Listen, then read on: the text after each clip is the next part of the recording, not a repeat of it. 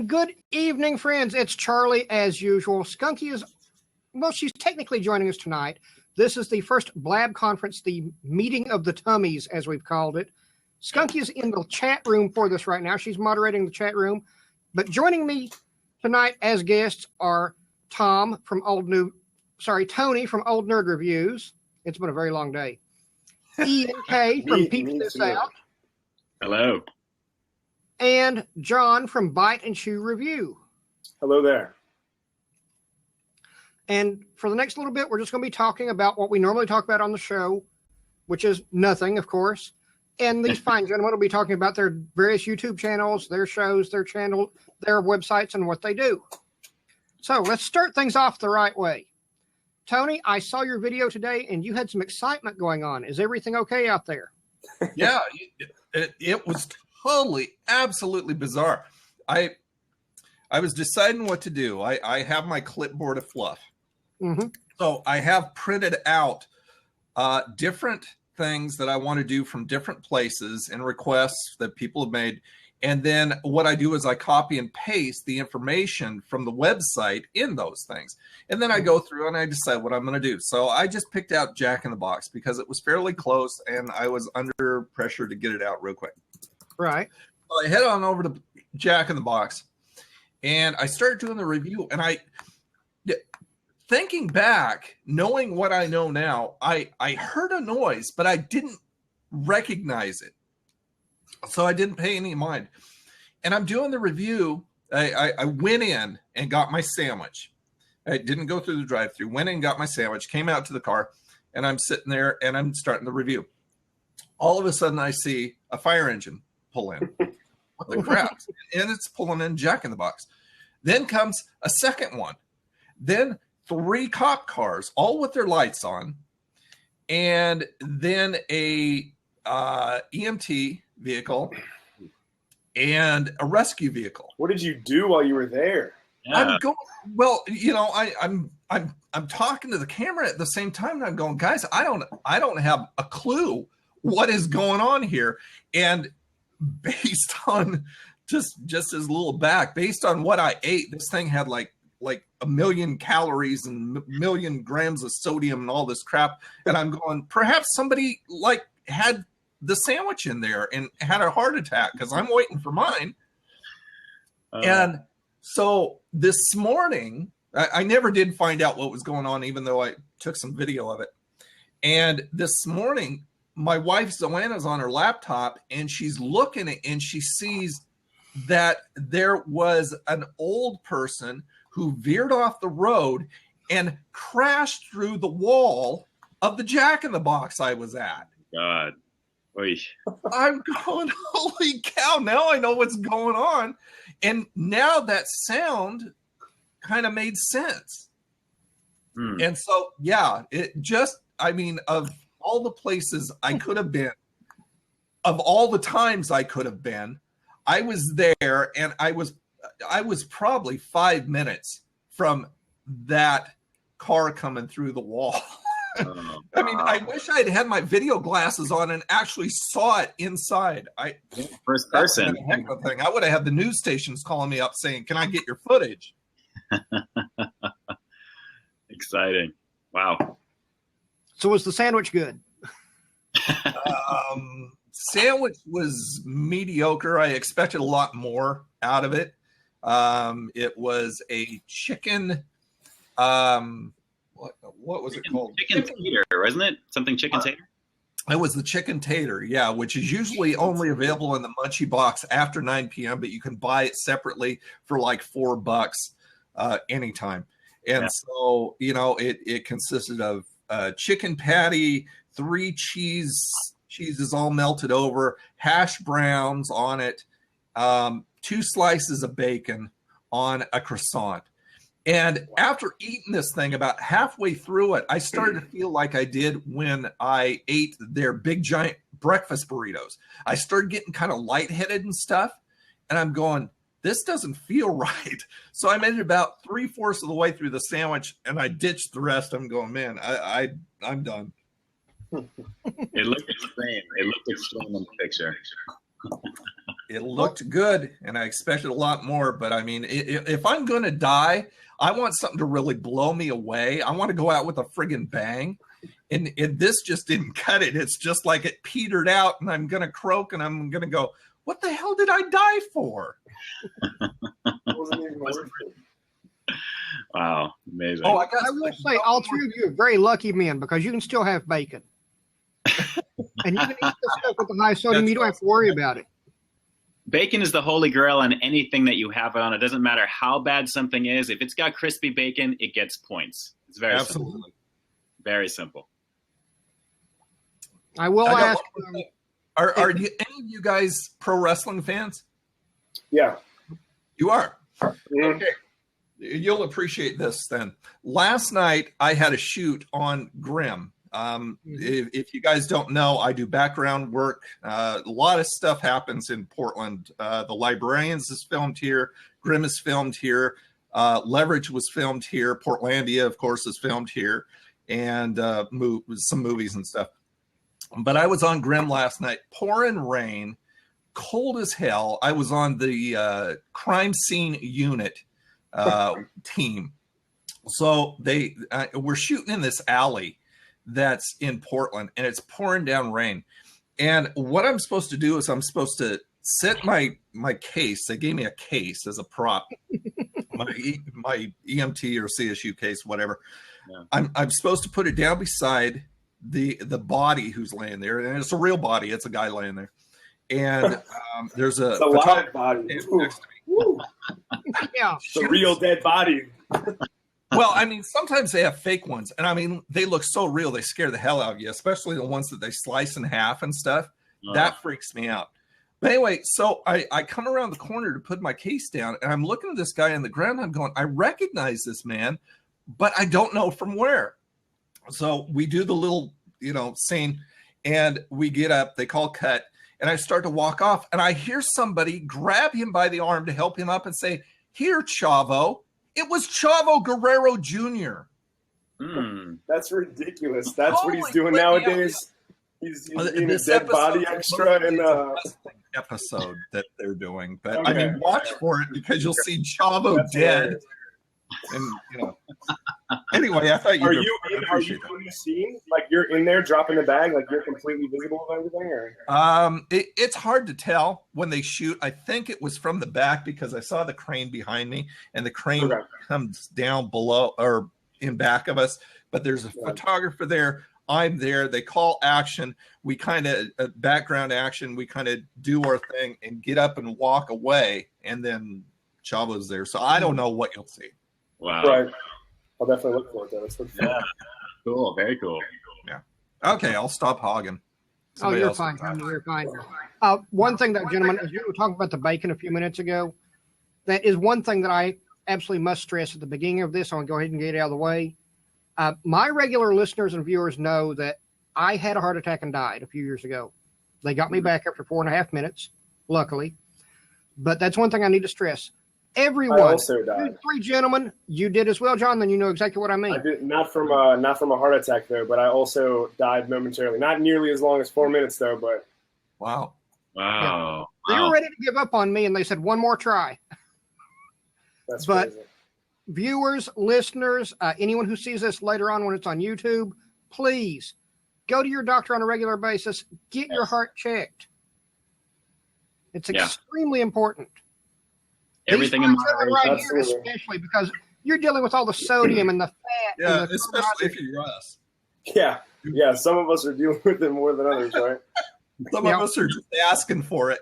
Yeah. Charles, I got to tell you, that's a good segue into probably getting maybe talking about what a lot of viewers, I know at least with mine personally from my channel, you get those comments about, how could you eat as much as you do, or eating these things on a daily basis. You see these comments of all kinds of other food reviewers on a daily basis.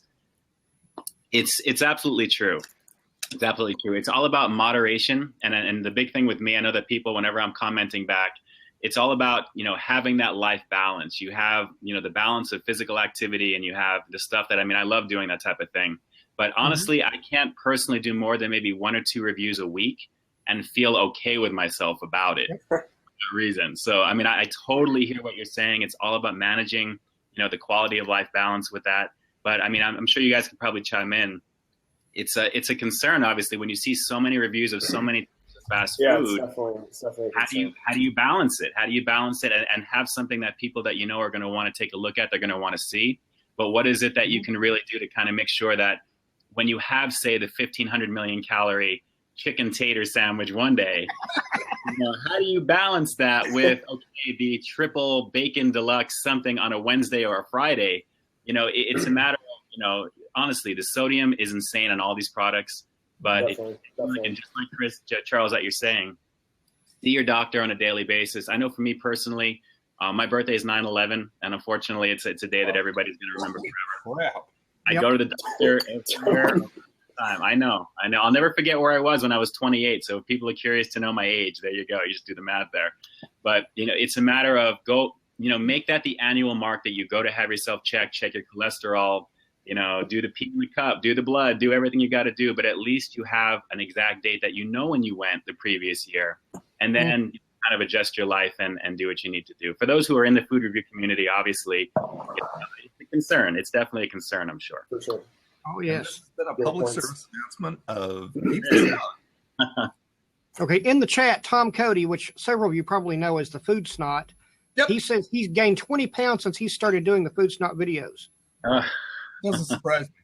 I mean, I need to work out a lot more. I used to be pretty buff when I was younger. And since I started doing this, I've gotten this second chin going on here and crap like that. And face is a little, and I'm 52 this year. I was 52 in October. And I've done my time. It really doesn't matter to me. I don't do this moderation thing and I don't do this heart thing and stuff like that. I figure I'm going to enjoy it. I'm going to, go as long as I can. And when I croak, it's like, see ya. Happy trails. Tony, I used to feel that way until it actually happened to me. And then I said, nope, I'm not doing this again. They got me back once. They might not be as lucky the next time. Yeah. My cardiologist, he put the piece of metal on my chest. He said, here's your new diet. Was it due to strictly cholesterol and sodium things, or was it? Yeah, what exactly was the reason? Was it like mechanical, or was it electrical, or what was the diagnosis? My heart at the time, which it's gotten a little better, but not that much because they will recover over time. But I'd had a few other problems going on. I had a respiratory issue. There was an actual fungus filling up my right lung. Wow. And this had gone on for a year. And they basically went in and vacuumed out the fungus to clear up my lung. And they kept me in the hospital overnight just for observation. And about 8:30 that night, my heart stopped. Wow. They said I would have died nearly a year before that, but the fungus kept me coughing. So that kept causing heart compressions. So where I wasn't coughing anymore, my heart just went, okay, I'm done, and quit. That's ridiculous. As of a couple of weeks ago, the last time I went to my cardiologist and they ran the usual tests, I go every 2 months right now. And they check everything out. I have 12% of my heart functional. Right now? Right now. Ooh, wow. How? At what point is like a pacemaker a viable option at that point? Anything below 30%, they want you to get a pacemaker. Yeah. Yeah, I would think it's... So the next question would be, why don't you have a pacemaker? I do, right here. Oh, you do? Okay. All right. About this big, and it keeps my heart beating 24/7. Wow. I've actually read that if you think that you're having like a cardiac event like that, if just like you were saying with the coughing, because it causes the compressions with that there, when you do cough, when you exhale, you want to hold that for a second and then do it again. So it's like, it's kind of forcing, instead of like coughing, you're actually getting the compression. And that's supposedly, if you can remember that in the middle of something so traumatic that way, obviously, but that's what they say from what I've heard. Yep. Well, I've had 2 minor events since getting this. And both times I knew it was happening. And my cell phone would go off right when it started happening. It was the monitoring service. And they will call me and they'll say, okay, lay down on the floor right now. And I'll lie down on the floor. They'll say, okay, get ready. You're going to feel a pinch. I'm okay, and zap, and I'm back up. Charles? Wow. I think we lost audio. On what? Still here, Ian. Oh, there we go. Cool. And we've got a question that just came in on the line here. Someone has asked, they didn't say who, they didn't leave a name on it, but they want to know, do you find yourself eating less fast food now that you're reviewing it all the time? I eat more because I have to. It's part of my job. So I mean, if you say, do I eat less on my spare time?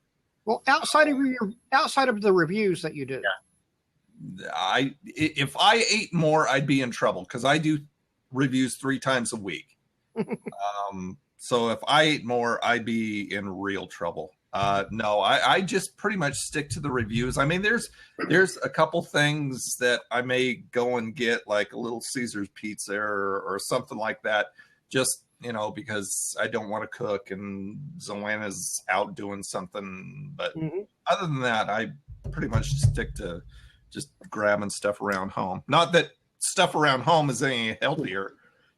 Grab macaroni and cheese. Yeah, you're in the rapid Mac cooker. That's right, rapid Mac cooker. You betcha, baby. And what about you? Are you eating more fast food or less fast food? I would say definitely less because, and for me, I'm kind of a health nut, and I used to be a much bigger kid when I was younger. I was literally like in the 240 plus range before my height shot up in high school. I'm almost 6'3" right now, so my height is pretty up there. So I kind of evened out, but I was a heavier kid, so I was more conscious of that type of thing when I was younger.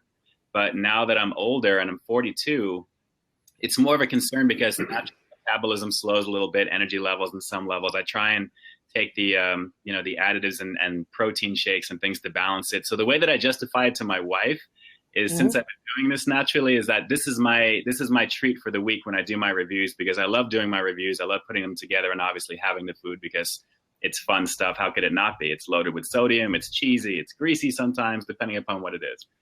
But I try and balance that with a semi-healthy fast food item as opposed to 2 days in a row of something that I know I'm going to feel like terrible about, or my wife's going to give me a look like, I can't believe you ate that. I'm not going to watch that review.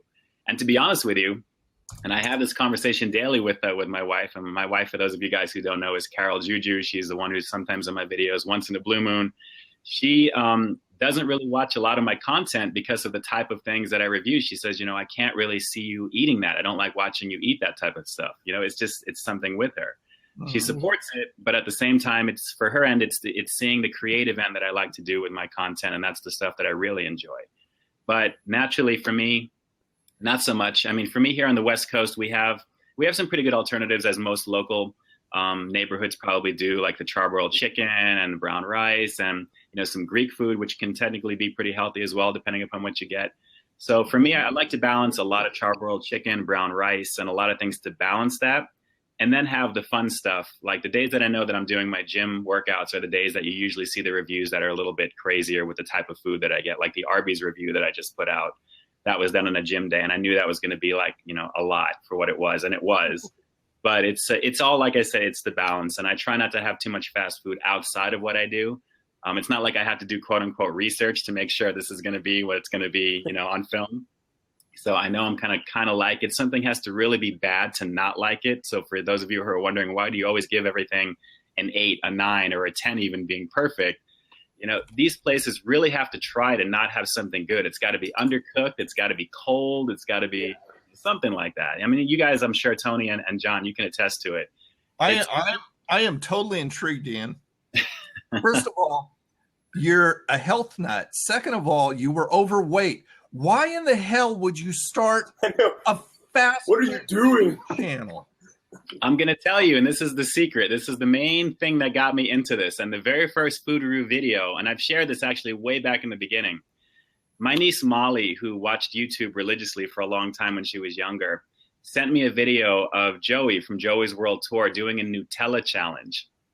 And Joey's, he does some crazy stuff in the early days of Joey's World Tour, which I love Joey. Joseph Hernandez, an amazing guy. Shameless Joey in the beginning. He's an amazing, amazing guy. So jovial, just an amazing guy. He sparked my interest by watching that. And in doing that, it transcended into seeing a lot of other content creators doing these types of things. And I was kind of thinking about at the time, is this something that I wanted to do based upon my educational background? Is this something that I want to kind of maybe apply some of those skills to?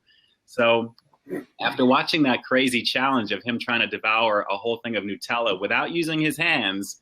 Have you seen his raw chorizo challenge? I've seen that as well. For those of you guys who want to see the humble beginnings of a truly, really fun food reviewer to watch on YouTube, check out the early videos of Joey's World Tour. If the first video you saw was the chorizo video, I'm not too sure you would have been as motivated to make this channel. No, that's why I said Nutella. Nutella was the thing, and I love Nutella. Yeah, I'm glad it was the Nutella. That would have been. What I saw of him was eating like a ghost pepper or something like that, and he started choking and wheezing, and I started laughing so hard. I love Joe so much. He was making and stuff like that, and I'm going, "Who the hell is this guy?" And then I discovered Joey. I didn't know who he was, and this was actually after I started my own food review channel. Yeah. And I'm going, this guy is hilarious. And then I said that whatever. I was intrigued. The rest is history. I was intrigued as you. That's what started it for me. And then from there it went out into seeing some of the other content creators. It was Ken Domick from KBD Productions that I started seeing for. And then of course the Dame Drops video. The mythical video. And I love Dame to pieces. I mean, those guys who I know some of them personally and I've done some collaborations with, they're just a real genuine group of people. And I've enjoyed my time working with them on occasion and interacting, but that's where it began. So just Tony, to come back to your point with the fast food and how could you do something like that? I started to see the creative end of it. And with me being broadcast journalism, my communication major is what I have my degree in. Worked in the technical field and wireless for almost 17 years.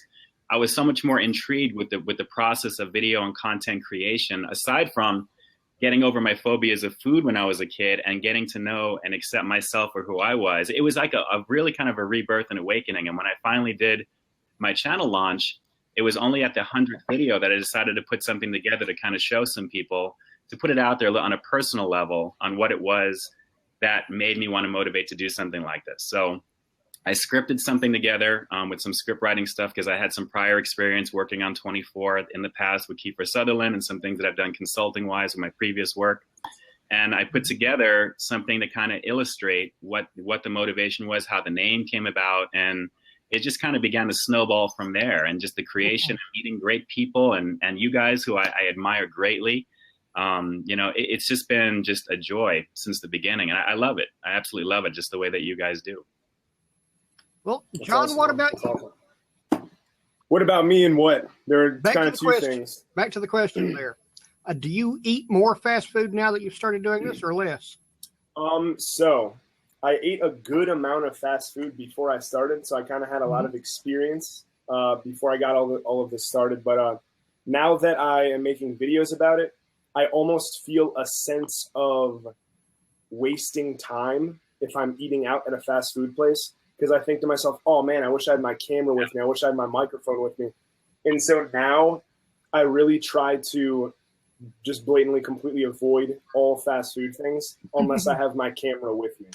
So because I don't really want to, number one, for the health reasons. And number two, I don't want to, number two, the money reasons as well. If I'm gonna buy something, you know what I mean? It's like, I got to at least make some content. However, that being said, there are definitely times when I do some late night Waffle House runs and Taco Bell runs and McDonald's runs as well, not thinking about the videos whatsoever. So you are notorious on Periscope for that. You are notorious on Periscope for those late night Taco Bell runs. A lot of late night everything, a lot of late night shenanigans on the old Periscope there. Good stuff. Okay, yeah. And Mr. Happy 121 has asked a question. He said, do you watch other food reviewers, or because you spend so much time making videos, do you stay away? I watch other ones. A few other ones. It's really weird. I almost feel conflicted sometimes watching other people because I don't know if John or Ian has experienced this, but when I started mine, I've got this idea as a consumer. Feedback. John, you're in. Anyway, can you hear me? Am I good? I always thought, okay, what would I want to hear about and want to know about if I were watching a food review. I'd want to know what it looks like, what it smells like, the nutritional information, which is for other people. I don't really care about it, but I know other people do. What it compares to, if I've eaten something like it before, or if I can compare it to something that somebody has already eaten prior. The price, of course, and then the rating, so I'm trying to get all the senses in here. But so I had all this preconceived stuff of what I wanted to put into my videos. And then there were some people who were comparing me, saying I ripped off Ken Domick. And at that point, I didn't even know who Ken Domick was. And then I started watching some of his videos, and I'm watching how similar we think. Mm-hmm. And then I was watching, started subscribing to other people. And it's really funny because it doesn't always have to be something that's just now come out, but it's like I'm thinking somebody has my place bugged, because all of a sudden they'll do the exact review on the exact same thing on the exact same day. Yeah. And I'm going, I remember you emailed me that. Yeah. And I'm going, about the 2 weeks ago, and they decided to release it an hour before I released mine. Right. And I'm watching all these people, and I'm thinking, and I'm trying to defend myself at first. I don't do it anymore, but I'm going, no, I don't copy anybody, but it just seems that we all think along the same lines, to the point where some of our videos just kind of, mesh into each other. Yeah. Mm-hmm. Charles, just to answer to that point, I got to say, Charles, also, and to Mr. Happy Owen too, a lot of us in the community do know each other. So there's a lot of communication sometimes that goes on in terms of what may be coming up and things that just may show up too there. But I do, just for me personally, and I know the other guys can probably attest to it, is that we do watch each other's content naturally. One thing that I find that's most difficult is that as you're creating your own content, you really want to dedicate time to watch the content of others, because you want to be supportive. And I'm fans, of John's stuff. Bite and Chew is hilarious. I mean, just the way that John does his thing is a great thing to watch. And Tony also, I mean, you guys are like, old pros, the way it looks, the way that you guys make it look so easy for that. So it's a matter of designating time aside to actually watch the content. You want to comment occasionally. All the stuff that we ask of our viewers to like, share, comment, and subscribe is stuff that we want to show that as well. And at the very least, give a thumbs up, because we know that going through the process of creating a video it takes time, depending upon what you do with it.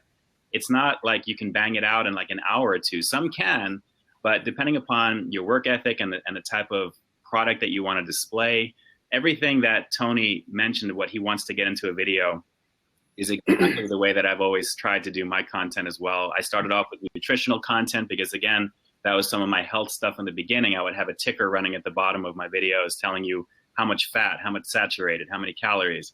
Then I realized, you adjust it as you go. And as more and more people, you begin to fine tune your videos, you get it under 4 or 5 minutes, because you can lose people after about 3 or 4 minutes. You want to make sure you have something that's concise, it's quick, it's digestible. Have that information in the description box, which is what I do now. So it's watching other content.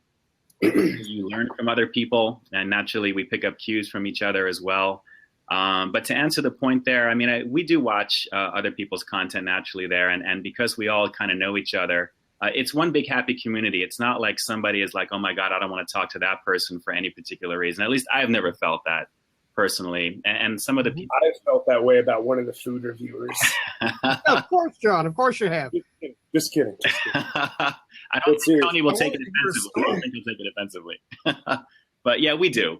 Like, naturally, we're viewers too. We love to consume content, just like anything else. I love doing what I do. I know John and Tony, you guys love what you do, and it shows. The passion that you see in every review consistently, day after week after month, whatever it may be, that's the deciding thing to know. I think those who are really, really passionate about creating what they want to do, and they begin to hone their skill, and you see that level of quality. I mean, you look at the very beginning videos that all of us have done to what we do now. God, it's embarrassing. That was my first video sometimes, and I literally am just like, what the fuck was I? Oh yeah, how did I actually think that was okay to put online? People can see this. I'm sure even Ken Domick and Dame Drops and all the awesome ones, you know, Happy Man Snacks, even Mr. Happy 0121, all of the original stuff that they may have done in the beginning, it's cringeworthy. For me, it's cringeworthy. If I put mine on my big screen, I can't even watch it. I would put it up on my big screen and I need cry. to go right now, actually. I would cry. Oh, it's too much. Well, I guess Skunkie and I are the odd ones out because we started out watching the other cocktail videos that other people were doing before we started doing ours. Once we got started, though, we got to the point where we couldn't really watch the others because I'm not saying that they're wrong with what they do, but they have different techniques about making a cocktail. And I'm a classic type person. I like a good classic cocktail. Yeah. And I think I'm one of the few of them. Well, along with Skunkie, of course. She's my co-host, and she helps me out with the cocktails. But I just can't watch other people who do things like leave a bottle stuck down in the cocktail glass. Mm. Yeah. Here, I have a great analogy about us watching each other's content. All right, you guys ready? You guys ready for this? Go. So you're like 2 minutes thinking this. All right. Do it. All right. So we are an NFL football team. Okay. All the foodie fam. All right. All the food reviewers. We're an NFL football team. All right. So we got the $100 million guys, the $1 million contract guys, the Mario Williams, the JJ Watts. That's the Dame Drops. All right. Okay. We got the Ken Domicks. They're the $80 million quarterbacks. All right. So all of us, we're on the same team. Some of us have different skill sets. We play different positions. We have different styles. We do different stuff. But at the end of the day, we all have the same goal, and we're all supporting each other, encouraging each other. Whether we're playing on offense, whether we're playing on defense, special teams, we're all going towards the same goal. So it just helps out everybody to just support one another. Inform and entertain. A good one. I like that. Especially like that video that Matt Zion put out. Just highlighting all of us. Oh yeah, that was amazing. I did not expect that at all. That was really cool. My wife goes, "You're first." I didn't even expect to be in there. Yeah, that was amazing. It was really what Bassmaster Flash has sent in a request. He wants to know, John, how's the new job? Oh God. Well, I think that says it all. Where do I start?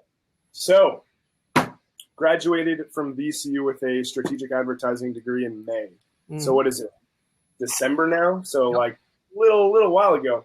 Been on the old job hunt there, trying to find something in advertising with my degree, of course. So I applied for this job, and they responded the same day. So that's all right, it's kind of weird, great, that's cool. That's pretty. And then they text me, and then they email me. So they contacted me 3 different ways in one day. So that was an immediate 3 red flags. Like, oh yeah, either this job is a complete scam, or they just lost their entire staff to like an earthquake or something, and they're really trying to rebuild real quick. So I responded, and I went to a first round interview, which was about 15 minutes. And he basically said, yeah, we're a marketing agency. We work with a Fortune 500 company. We do a face-to-face marketing. At the end of the day, face-to-face marketing is a lot better than traditional advertising. Would you agree? And I'm sitting there like, I'm an advertising major. I completely disagree with you. But, yeah, cool. All right, face-to-face is cool. Yeah, that's fine. So the next interview is an hour. And basically the job is business-to-business sales. Oh. Oh, yeah.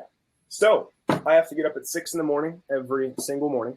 Yeah. Drive about 40 or so minutes to work. I get there, we get to the office, hang out, do some little powwow, little motivational sales, blah, blah, blah, like just all this stuff.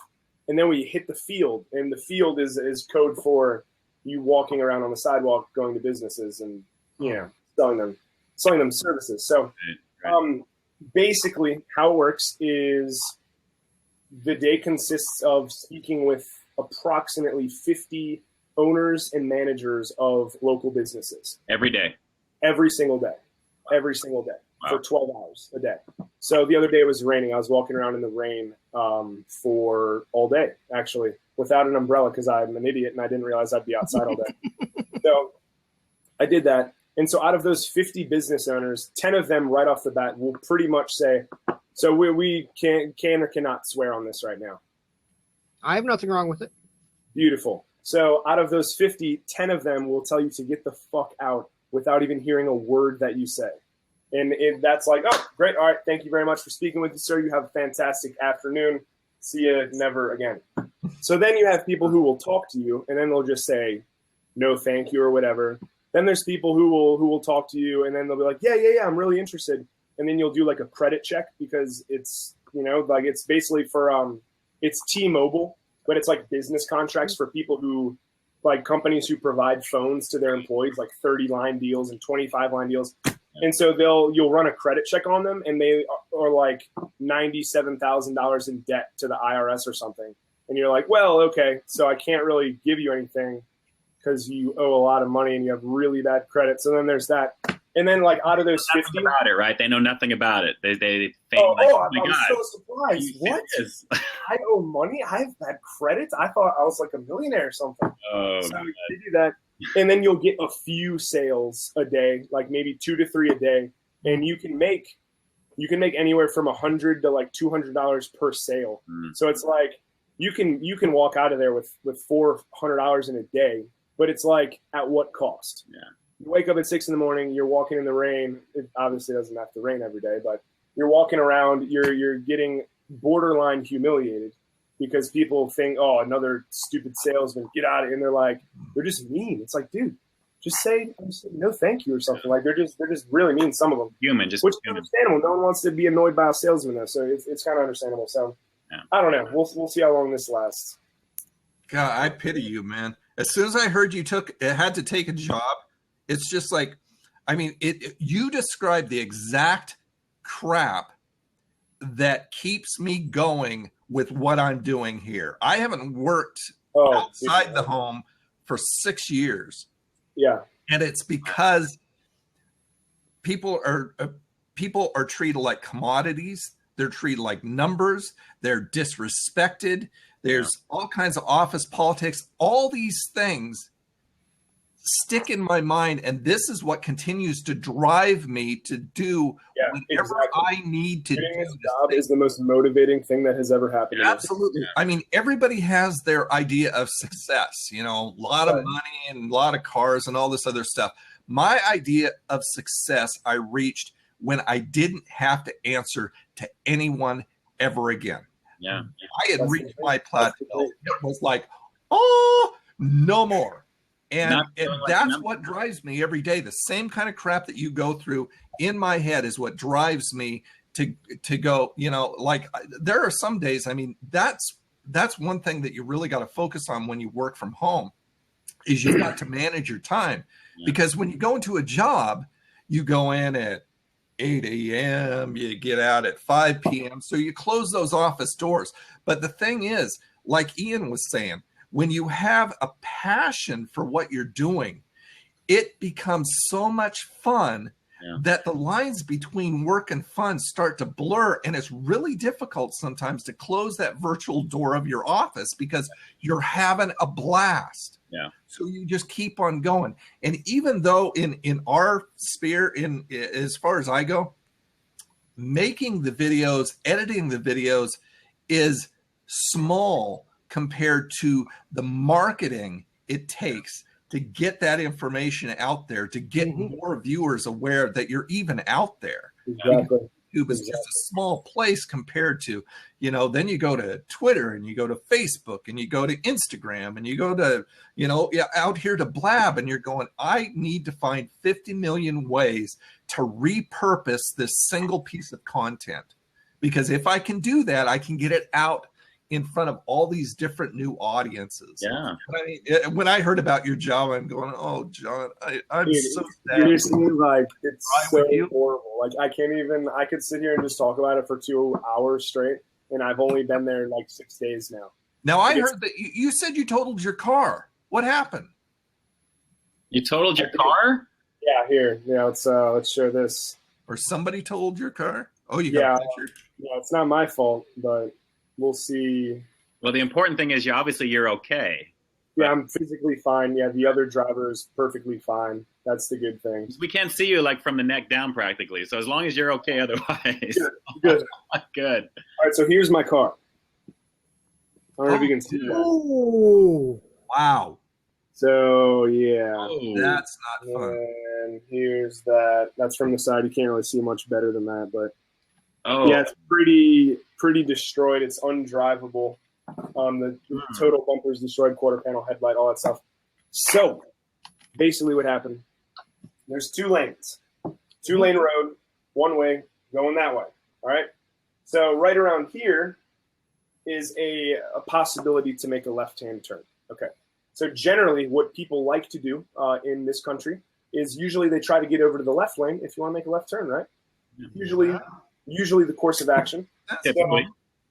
So I'm here, and he's here, and we're driving along, and he decides to go from the right lane across my lane to make his left turn, and just didn't see me there, just doing the thing, minding my business. So I smash into the side corner of it, like he's just going. I just boom, like I tried to stop, like there was no way that I was stopping there. So he gets out of the car. He like drives like up a little bit. I open my door and he's like, "Why'd you hit me?" And I'm like, I got so seriously. Yeah, I got so mad. Like I can see how people have road rage now. I was like, "Are you fucking kidding me? You just cut right in front of me." So we argued for probably like 20 seconds until I realized this is absolutely pointless. Is one of us just going to be like, "You know what? You're right. Here's my information." No one, you know what I mean? So I was like, this is pointless. So I called the non-emergency number to get the police involved, because obviously you need a police report at that point. You know what I mean? If there's like one person saying one thing, the other person saying the other thing. Cop gets there. She's like, "Hey, how's it going?" I'm like, "Doing all right considering, obviously, look at my car. It's in the middle of the road, like flashers are on and stuff." So she's like, "What happened?" I explain exactly what happened. She walks over to the other guy and gets his side of the story, walks back. And so about 20 minutes elapse, and I kind of just walk up to her and I'm like, you're probably not even going to be able to answer this, but I'm just curious, because he was trying to say that it was not his fault.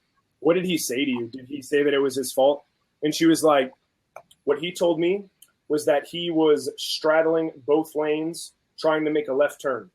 And I say, "Oh, good. So he admitted that it was his fault. That's good that he owned up to it." And she was like, "Oh, he didn't say it was his fault. He just said he was in both lanes." And I was like, "Wait a minute. So like, isn't that an admission of guilt?" I was like, usually people, it's like kind of one vehicle per lane, right? Like you don't just get 2 lanes for one car. And she starts laughing and she's like, "That's usually how it goes." I'm like, "Okay, great." So she's like, so she's like, "I'll be at court with you, and I have the police report. I have that he said that to me." I was like, "Okay." Wow. So I have court exactly 30 days from today, and I will be there. The lovely fellow who hit me, or I hit him, will be there, and then the cop will be there, and so we'll get everything sorted out. It wasn't my fault, but I was in both lanes. It's just like, wait, what? Yeah, he's like, "Yeah, I was straddling both lanes going to the left," and I'm like, "So you've had like an eventful couple of weeks, a very, very eventful couple of weeks." Oh, I know it's gonna be tough. Hopefully, there won't be much money out of my pocket to pay for this. Obviously, I need a vehicle to do anything. Not your fault. I can't walk through the drive-thrus, so gotta do something. Oh, I would at least try. That would be a review to even attempt, just to pull up there, because they can't technically serve. Hey, I'm really sorry. Normally I have a car, but is there any way I can get the new Hardee's burger, please? They would just something. Okay, next question's up. The RBT79 wants to know, how much money do you guys make doing this? Now, you don't have to answer if you don't want to. Not much. I guess I'll start since I just started talking. So, you know what? It took me about, I would say, a little over a year and a quarter to actually get something as a check. Mm-hmm. I won't say specifically what, because it's okay for what it is. But since that time, the time has gotten a lot shorter, because subscriber bases go up and your content, you're getting more and more content, more and more people are viewing your stuff. I just crossed 4,400 people, I guess a couple of days ago now, 4,400 subscribers. So it's gone from the year and like a quarter to like 4 months later, another one, and then 3.5 months later. It's slowly inching towards almost every month. The snowball. Snowball, yeah, I'd say snowballing in. I would say hopefully like in another month or two, it'll be kind of like a little bit more consistent that way. But in terms of how much it is, I mean, everyone has their idea of like how to measure this stuff and what equals, how much is it. There's really, that's kind of like the holy grail that Google just does not put out there. You really don't know. Everyone has, is it a penny per view? Is it half a penny? Is it based upon how many views on one particular day and the time of the year? If you cross your legs one way, maybe it's something else. You know, nobody knows. But it's nothing unless you get into like maybe the 100,000 plus view range. Is I think that it becomes more substantial to be something where you don't have to worry about anything at that point. That's just my opinion. I don't really know, but if you really figure based upon subscriber base and compare it to the amount of content that you put out on a weekly basis and the following that you have, it took me a little over a year of just consistent effort every single week of at least 2 videos. And again, just like Tony was saying, with the social media advertising and the ways that you can kind of get yourself and your name out there and maybe collabing with some people and opening yourself up to different audiences. That's probably the biggest thing. So I'm sure John's going to have some stuff on the collabs because that's a very important aspect of what we do also. So, but I'll talk about the money for a sec. So there's a million different ways to make an income from YouTube. It's not just the advertisements. There's fan funding now. There's Patreon donations. There's Spreadshirt, and you can sell merchandise, and you can get like what do you call it? It's not referral marketing, affiliate marketing. You can get like links with Amazon, and you put a link in your video, and you can make money from that. So it's like really, there's so many different ways. It's so hard to tell what someone's making. But so me personally, I'll give some concrete numbers here. So I get like, let's see, it's about, for me, I don't know about you guys, it's about like $1.50 to $3 per 1,000 views for me. Is that about the same for you guys? I don't know. I'd have to take a look and see. Okay. If you have like 1 million views, it's like $1,000 from what I've heard. If you have 1 million view video, that's about $1,000 net. Yeah, that's about $1, $1,000, the millions of thousands, $1,000. Yeah. I'll be honest. Do you guys check out your analytics tabs a lot? Yeah. You guys click on that a lot? Yeah. Skunkie may get mad at me for saying this, but we don't make as much off YouTube as we do off of iFood. Really? Interesting. Okay. Yeah. Okay. I've started actually making a little bit of money from my website, biteandchewfoodreviews.com. And so I've been trying to like incorporate written articles as much because people use Google like more, if not, you know, a little bit more than YouTube itself. So Google, if you Google something, you'll get a Google result and possibly a YouTube result. But if you YouTube something, you'll never get a Google result. You know what I mean? So it's kind of a way to kind of hit both angles at the same time. You know what I mean? And the banner ads on the side actually pay significantly more than TrueView in-stream videos on YouTube. And this is a side rant. I'm sorry. All right, guys, for anyone who's out there listening, stop sharing crappy BuzzFeed articles and all these dumb clickbait articles, because all you're doing is making the idiot who wrote that article like so many thousands of dollars every day. Like, which Disney princess do you look like? What celebrity lookalike are you? And you fill out this stupid little quiz, and the person probably spent 15 minutes making it, and you're making them like 15 grand in a day. And everyone's like, ooh, I look like Elsa. Ooh, I look like Harry Potter. And it's like, oh, God. In the BuzzFeed articles, don't even get me started. You know what BuzzFeed does? They go to reddit.com, and they click on the top posts or the front page. And then they take that link, and then they write an article about it. And then they make some clickbaity picture and some clickbaity title. And then they post it up on their Facebook page or on their YouTube or something like that. And it's not even original content. But I'm getting that stuff still works. Yeah. I know, it's just a pet peeve of mine, because it's like, dude, you're not even creating content. You're just like, it's frustrating. Well, you're right about the side banner. You're right about the side banner ads too. There, my wife actually just launched a website, theblushingdetails.com. Since we got married earlier this year, she's very much into like event planning and weddings and beautiful stuff like that as well. And the platform that she uses for that is something that I'm actually in the process of creating my own branded version of it as well, because typically we all have something on Facebook whatever it is in this case, it's facebook.com/Peep THIS Out or facebook.com/Bite and Chew Food Reviews or whatever it may be, because that's where it begins. But naturally, as John is saying, by having your own avenue and your own website, and Tony also as well, just, you need to have, something there as a point of presence, because people see your content, they see what you're about. Maybe they want to learn a little bit more about you or know a little bit more about, what it is that you do. Dame Drops has that. A lot of the main, foodies out there have something like that. But that's the big thing, is having a point of presence in that avenue. And then of course the banner ads, and I'm learning more about this stuff as well. I haven't been in school in a while since I finished. So I know a lot of the new age version of social media, the way that it's taken over and the way things are going. That's one thing that, John, you have, that instant, because that's part of the curriculum that you graduated with. So naturally, the advertising degree has helped me out. Yeah. Tremendously. Huge. Like when I first started out, like I was crunching so many numbers and tracking so many stats and like gauging all this data and stuff just to try to like figure out what I'm doing right and wrong, and then like do that. So it's like I went from 0 subscribers to like I was growing really, really, really quickly in the beginning, just because I was marketing and advertising like so hardcore for my channel in the beginning.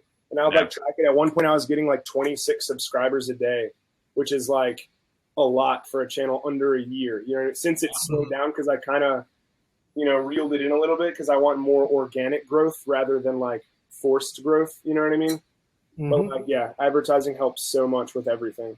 It really does. Because what Tony said, it doesn't matter if you have the best product in the world, if no one knows about it, if you're not, pushing it on all those avenues, it doesn't matter, because no one sees it. Like you've got the best video ever. Like if Dame Drops, for example, uploaded it, like just started a new channel, uploaded a video. Yeah, he's great. He has phenomenal personality. He's very skillful. He edits well. He does the sound effects. He has all the bases covered. But if he started a new channel and called it like, Jacob Food Channel, and then uploaded the exact video he did, he'd get like 12 views. You know what I mean? Right. Really, really important. Yeah. Yeah. No, I do think it's very important to diversify, though, not stick with one platform. So to answer the RBT, he said the reason he was asking that is because he and his girlfriend are thinking about starting to do it. I would not suggest that anyone start it as a full-time job to make money. Oh, God, no. No. In fact, don't try relying on it as extra income at all. Just do it out of the love of doing it. That's it. Don't do anything. Don't chase the money. The money is going to come. Chase your passion, because that's what attracts people to you. When you're having fun, they start having fun. And then you start figuring out how to diversify everything. And everybody starts wanting to know more about you, wanting to watch you more, wanting to see, your personal life and stuff like that, the person behind the camera. But I mean, if you chase your passion first, the money will come. If you chase the money, I mean, if you do your Google research and everything and notice that what ads are getting clicked on the most? Well, lawyers and medical doctors and stuff like that. Okay, well, I found out that this one thing makes tremendous money, so I'm going to start centering on writing about hemorrhoids on my blog. If you don't enjoy hemorrhoids, you're going to burn out. I don't enjoy hemorrhoids. I don't know anybody who enjoys hemorrhoids personally. I love hemorrhoids. You know what I'm saying? You're going to burn out on chasing the money because you don't enjoy what you're doing. It's just for the money, and it's not going to last. But if you enjoy what you're doing, if you chase your passion, the money will be there eventually, because you're going to continue on whether you hit a plateau or not. You just got to get over it and keep on keeping on. Yeah. Just diversify, take one thing that you've done, that you've created yourself, and repurpose it. Figure out, how can I repurpose this one piece of content 50 million ways? I wrote a blog article. I can make a video about it. I can write an ebook about it. I can write a white paper about it. I can market it on Amazon. I can go ahead and have guests come in and do a blab about it. And market yourself 50 million different ways using this single piece of content, and you're just going to keep on having stuff come over and over and over again. And you're just going to have a blast, and that money will come. Don't ever chase the money first. Right. And as Skunkie has pointed out in the chat here, and this is a little bit of a pet peeve of ours, I think we just lost Ian. Ian, come back. Oh, no. Open. We'll wait for Ian to come back in. But while he's gone, we'll go ahead and talk about this. As Skunkie has pointed out, don't turn down interview opportunities or charge for them. No. We're doing our podcast each Sunday night, and we have a guest on each week. Charles, we're not getting paid for this? No. Blame Tony. I'm out. Bye. But seriously, we interview a different person or group each week on our regular show. And a lot of them are very grateful for the exposure because we have a lot of people from the 80s and 90s that were popular then on, as well as a bunch of people who say, oh, well, I'm not popular, I'm not famous, why are you having me on? Because you're interesting. But then there's some, and I'm not going to name names here, but I will say they are food reviewers. And they said, sure, you can interview us for $250. You are lying. No. Seriously? Seriously. People do what we do. What? Yes. Holy moly, Gargonzoli. That's ridiculous. Yeah. They actually charge $250 for a 30-minute interview. Sips my tea. That's goofy. Like I said, I'm not naming names here. I'll let you guys know in email later, though. Oh, I'm excited. I will. Ian, go ahead and try joining again. We've got your seat open for you. Tom Coot, I charge by the second. Tom always charges. That's the way he is. Oh, there we go. There you are. Oh, I'm not sure what happened there. It's weird. Just to catch Ian up, Skunkie and I do an interview each week on our shows, which you guys are all invited to come on the show anytime. Thank you. But there's certain other food reviewer team. They're a team. I'll give that much away. They said they would charge us $250 for a 30-minute interview. Oh, my God. What? Yeah. Oh. That is just that. Hi, Mrs. Tony. Oh, yeah. In the background. Don't tell you. You tried to sneak by. I saw you. Wow. Well, that's that brings up a whole bunch of emotions that and honestly that's just that's kind of I don't want to say borderline blasphemous because honestly it's like Tony was saying with the passion of what you do. Personally for me, and again I don't want to step on anybody's toes, but being able to do what we do the way that we do it, I would look at that as an opportunity to just interact with another human being and have a good time and not feel like I'm taking something away from them or for them to be. Not everything is a business transaction. Graced by my presence, you know. But see, once again, what they're doing, Charles, is they're chasing the money instead of letting the money result from their passion. Organically. That's what we're doing here. If we get new subscribers, if we get other people, I mean, now I get people contacting me saying, will you review my product and stuff like that? And depending on whether it's got to be nerdy. It's got to be nerdy. If it's not, I'm not going to do your product. I'm not going to do slippers or something like that. But, if it interests me, I'll do it. But, once again, that just proves to me that their marketing sucks because they're chasing the money first. And that's not the way it is because they said, we won't do it unless you pay us this amount. They're not on the show and we are. Yeah. Guys, this is a privilege to be able to interact and have 1 million views of people just to say hello to people, to be human and to be on that level there. So, I mean, just when I hear stuff like that, honestly, that's pretty disgusting. I got to be honest.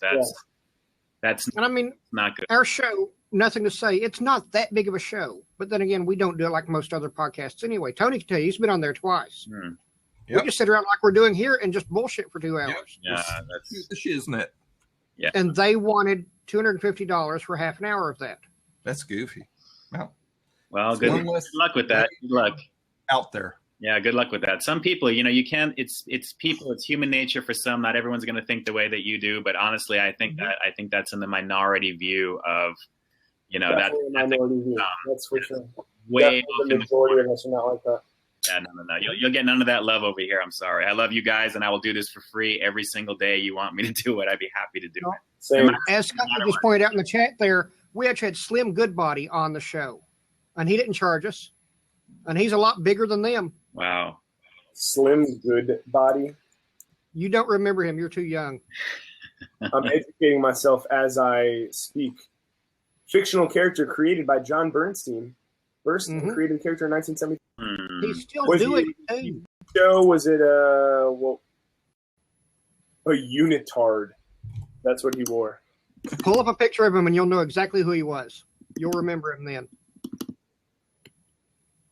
He kind of looks like Bill Nye the Science Guy. Oh, that's another one we're not having Bill Nye on the show. We did have Beekman on the show though. Have Beaker on the show from the Muppet Show. Because the old Beaker from the old Muppet Show, I'd gladly do it. I do not care for the new Muppet Show. I would pay to see Beaker. I would pay to see Beaker. That wouldn't be bad. Right now, though, let me pull up our schedule here real quick. Happy Man Snacks asked a while ago, maybe we should address this. What's the worst thing that's happened to you while doing a review? Yeah. Wow. Well, if anyone is an avid viewer on my channel, they would know the answer to this question. I made quite a big deal about it. I pouted like a little girl. I bit into a sharp chicken bone. I knew it. Oh, yeah. Chicken sandwich at McDonald's when I was reviewing the buttermilk chicken sandwich. Yeah, the buttermilk crispy chicken sandwich. Yeah, and I brought it back to the manager. And now I'm not one to complain. If I'm in a restaurant, I was a server for 8 years. I never complain. It's like I understand they didn't cook the food. You know what I mean? And that's fine. Like I'm never one to complain about that. But the way that this guy handled it was just abysmal. Like I brought in the bone and he's like, "Oh man, you want another one?" I'm like, "No, thank you." Okay. All right. Well, all right. So back here. He gave me it was like $2 and like 40 cents or I don't know what, $3 or I don't know, maybe $4. He's like, "All right, sorry about that. All right, have a nice day." Dude, I could have cooked a hole in my esophagus with this bone. Okay. 2 things about that, John. I have heard that from 3 or 4 other people that they found bones in theirs when McDonald's had those. Wow. At least you know it's real chicken, right? It's real chicken, I suppose. The buttermilk one. Yeah, at least that proves that. Yeah. Yeah, that's true. It is definitely real chicken. That is definitely a positive to take out of this. That's true. And Skunkie says, was that an extra crispy review?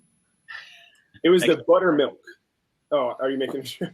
Okay. It was extra. Yeah, it was definitely extra crispy. That's true. I got you. No, I've never been to a Turkish prison. Midnight Express? What? That's Tom Cody. He's a hilarious guy. Love him. He's on the show before too. I agree. It's not. Yeah, Tom Code. He's a great guy. His videos are freaking hilarious. They are. I hope to be doing a collab with him soon. He told me to contact him in the beginning of the week, which is now. If you can hear me, Mr. Tom, are you ready or what? I think we're doing the knockout tacos. Nice, Qdoba. Nice, yeah, Qdoba. Where are those from? Qdoba. Yeah, they're from Qdoba. They got like 6 new tacos. They're all. We don't have that around here. One of them's called like tequila chicken, and then they have one where it's called the double decker, and it's kind of like a cheesy gordita crunch. So it's like a hard shell with cheese sauce and a soft shell. They have one with steak and bacon, all different kinds of stuff, and you get 3 of them, I believe, $6.99. So not a bad deal for Qdoba. I mean, Qdoba's pretty good quality. That's a great deal for that. The first review I saw that actually was Happy Man Snacks, who did it recently. And if Happy's watching right now, I see he's on with here. It was straight out, and to quote my boy Happy Man Snacks, it was banging. It was ridiculous. I mean, the presentation looked amazing, the quality looked good, and Qdoba is pretty much on point. They're like high end Chipotle, like neck and neck between maybe Moe's on the East Coast as well. Just really, really good quality stuff. Mm-hmm. Wow. Yeah, definitely. What did he say, John? Are you giving away trade secrets? Look for 12 of those reviews to be out tomorrow. Oh, I got you. Yep. No. Rewind it quick. One big happy family. One big happy family. Exactly. I know. Oh, yeah. One big happy family that stabs each other in the back. I mean, at the end of the day, we really can't hurt each other. Like, you know what I mean? It's like the only it's way. Really a hurt thing, but Skunkie and I have noticed this a lot. We'll come out with a decent video, and once we only do cocktail videos, we don't do food, we don't do reviews, we just come out with cocktails. will come out with a cocktail video, and within 3 days, there's like 40 or 50 more of that cocktail out by other people. Mm-hmm. Shouldn't that boost up your SEO though? If you were the first and you have the most, right? Unless it's like huge channels though. Yeah, they are. Not to name names here, but there's one that just hit 1 million recently, which is nowhere near what we're at. And every cocktail we come out with, within a couple of days, he's got one out. Yeah, that's frustrating then because they can just flood you out. The exact same cocktail. Charles, you know what it is though, and just to Tony's point, in terms of talking about it, it doesn't matter what you review. It's the personality, it's the people tuning in to see you. If I want to see, naturally, Charles, I'm going to be searching out your content, definitely. Yeah, I'm curious to see these cocktail videos. We're on YouTube at Nothing to Say Show. I think Skunkie's got the link, don't you, dear? Yeah. She'll post it here in a second. But yeah, it could be anything. It could be anything. Strangely enough, though, our most popular cocktail video, and this is on iFood, it pretty much lives on their main page. But the one that lives on their main page is our how to make simple syrup. Wow. That's one thing that I found is how-to videos generate a lot of traffic. Because people, I mean, what do you do when you don't know something? How to? Exactly. You Google it. That's one reason I started water and sugar, and you heat it up. That's solutions. Is because how-to videos are great, especially if you teach somebody to do something that they already have the ingredients for. Right. They don't have to go out and buy a bunch of stuff. And I'm surprised. I haven't spent enough time doing that channel. I release maybe a video a month at the most. Wait, what channel do you have? You have a how-to channel? I have an Easy Everyday Solutions. Okay. Want to hear something really funny? I have a how-to channel with like 600 videos on it.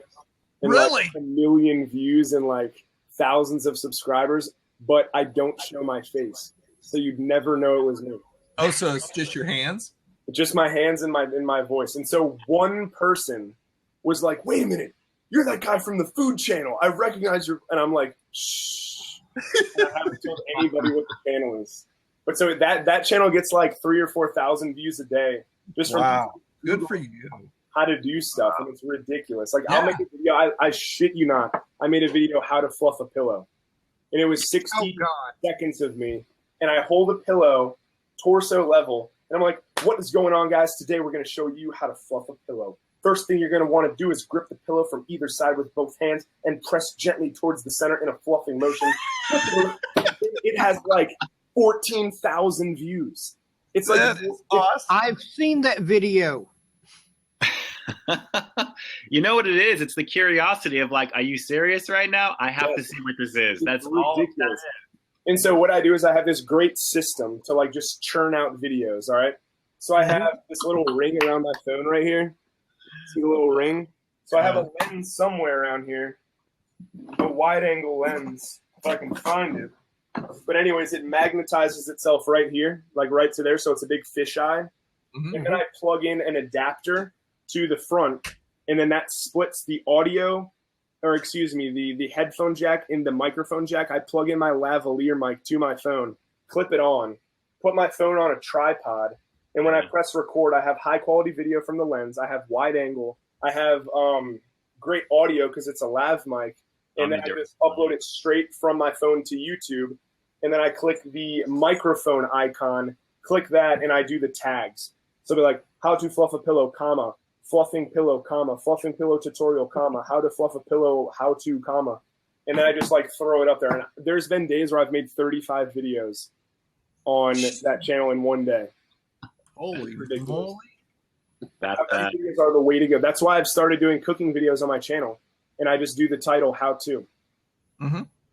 It works. One of my most successful videos on my Easy Everyday Solutions is how to charge your cell phone faster. Put it in airplane mode. If I show you guys the link to my video, then you'll know my channel. I'm going to look for it.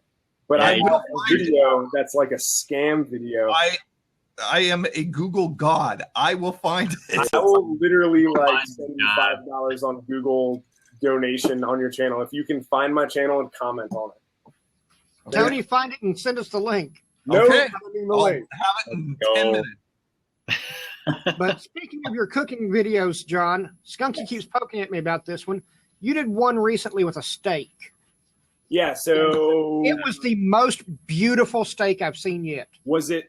I think it's literally called How to Make Steak, if I'm not mistaken. And Skunkie, was it that, or was it the roast beef? Roast beef. I have two with beef. I have a roast beef sandwich, which I made from scratch. Like I roasted the beef literally, and then the other one was a ribeye steak. So you're talking about the sliced beef, where it was like the money shot slicing the beef and all the juices and stuff. Skunkie says the one that goes in the water bath.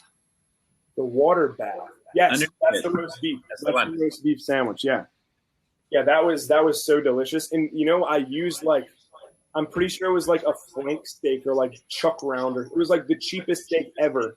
But just cooking it that way, like it turned it into something fantastic. It's really awesome. It looked. The other ones people use like sirloin and ribeye round, and I'm like, dude, that's like $30 for that. Yeah. Mine was like $5.29 for like this big thing, and it made me like 20 sandwiches, and they were incredible. It's like, dude, I'm cheap when it comes to stuff like that, but it works out pretty well. That's restaurant quality. It was beautiful presentation. I mean, everything was shot. Musical interlude. It's just this from the aesthetic point of view. It was done very well. Done very, very well. I appreciate it. I'm trying to do a lot more of those and trying to incorporate that to not only because I love doing it, I love to cook. Like there will be times when I'm not even hungry. I'll just cook because I'm bored, just because I enjoy the creation of the food, and then I'll just like put it in the fridge for later. And I don't even. You've got that huge tripod thing like in your kitchen, right? It's like the lighting mount that you have on there. Oh, dude, here. This right now. Whee! There it is. Wow. Yeah. Good Lord, that's like a construction site. A construction work light. It's $30 with the stand. Wow. Yeah, a lot. Yeah, you probably know it from like movie stuff. Like they probably use to like light up stuff, maybe, or no? We're getting one of those. We're getting one of those. Right. And it's surprising how good the result is. Oh, it's fantastic. Yeah, I mean, it's the stand, it's everything. It's all made out of steel. The lights are like, I'm blind right now. I just accidentally glanced at it. It's so bright. It's like $30. It's unbelievable. But you're just well lit. You're evenly lit. Mm-hmm. Yeah. It looks good. Yeah, I love it. I love that light. The way to do it. It's the way to do it. Yeah, that definitely works. And then I have this light too on top of here. Yeah, I've got I've got two of those myself. I haven't used them yet because it's funny. I started seeing you do some nighttime videos.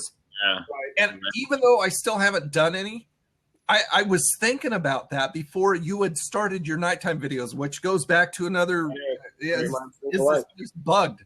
Because I'm going, there's a lot of times, especially in the winter, when you've got shorter days and you've got very little time of light. So you're going, okay, well, what can I do? So either I've got to bring it home and do it here, or I've got to find a way. So I bought two of those lights off Amazon, those two lights that the light that you have. I've seen a few of your night videos. They really come out very well. I think it adds like a unique flair to the video. It kind of changes things up. Even though you're essentially doing the same thing, you're eating in a car and reviewing it. It just kind of adds a different sort of ambiance to the video. Yeah. It's really, really cool. I like doing that. You have like the neon lighting in the background if you're at like a fast food place, because occasionally I do night shooting as well once in a while, and I love the look of the spotlight kind of illuminating your face and your shirt, and the food looks amazing, obviously too, because the colors. Exactly. You have the neon lighting of the restaurant, and it's a blast to do. Night shoots are good. Plus, honestly, who likes to sweat in the car during the day when they're doing some of these reviews? Because you want to keep the windows up, sound. It's always a concern. But when you're doing it at night, like at 1 a.m, I did a Taco Bell Boss Wraps as like a last minute thing at 2 a.m. And that was probably one of the best reviews. I had so much fun putting that together. There was no cars around, and it was cool. That's I have a question for you guys, for you too. Okay. All right. So when I first started, I don't know if you guys are the same. Maybe people are more comfortable with different things.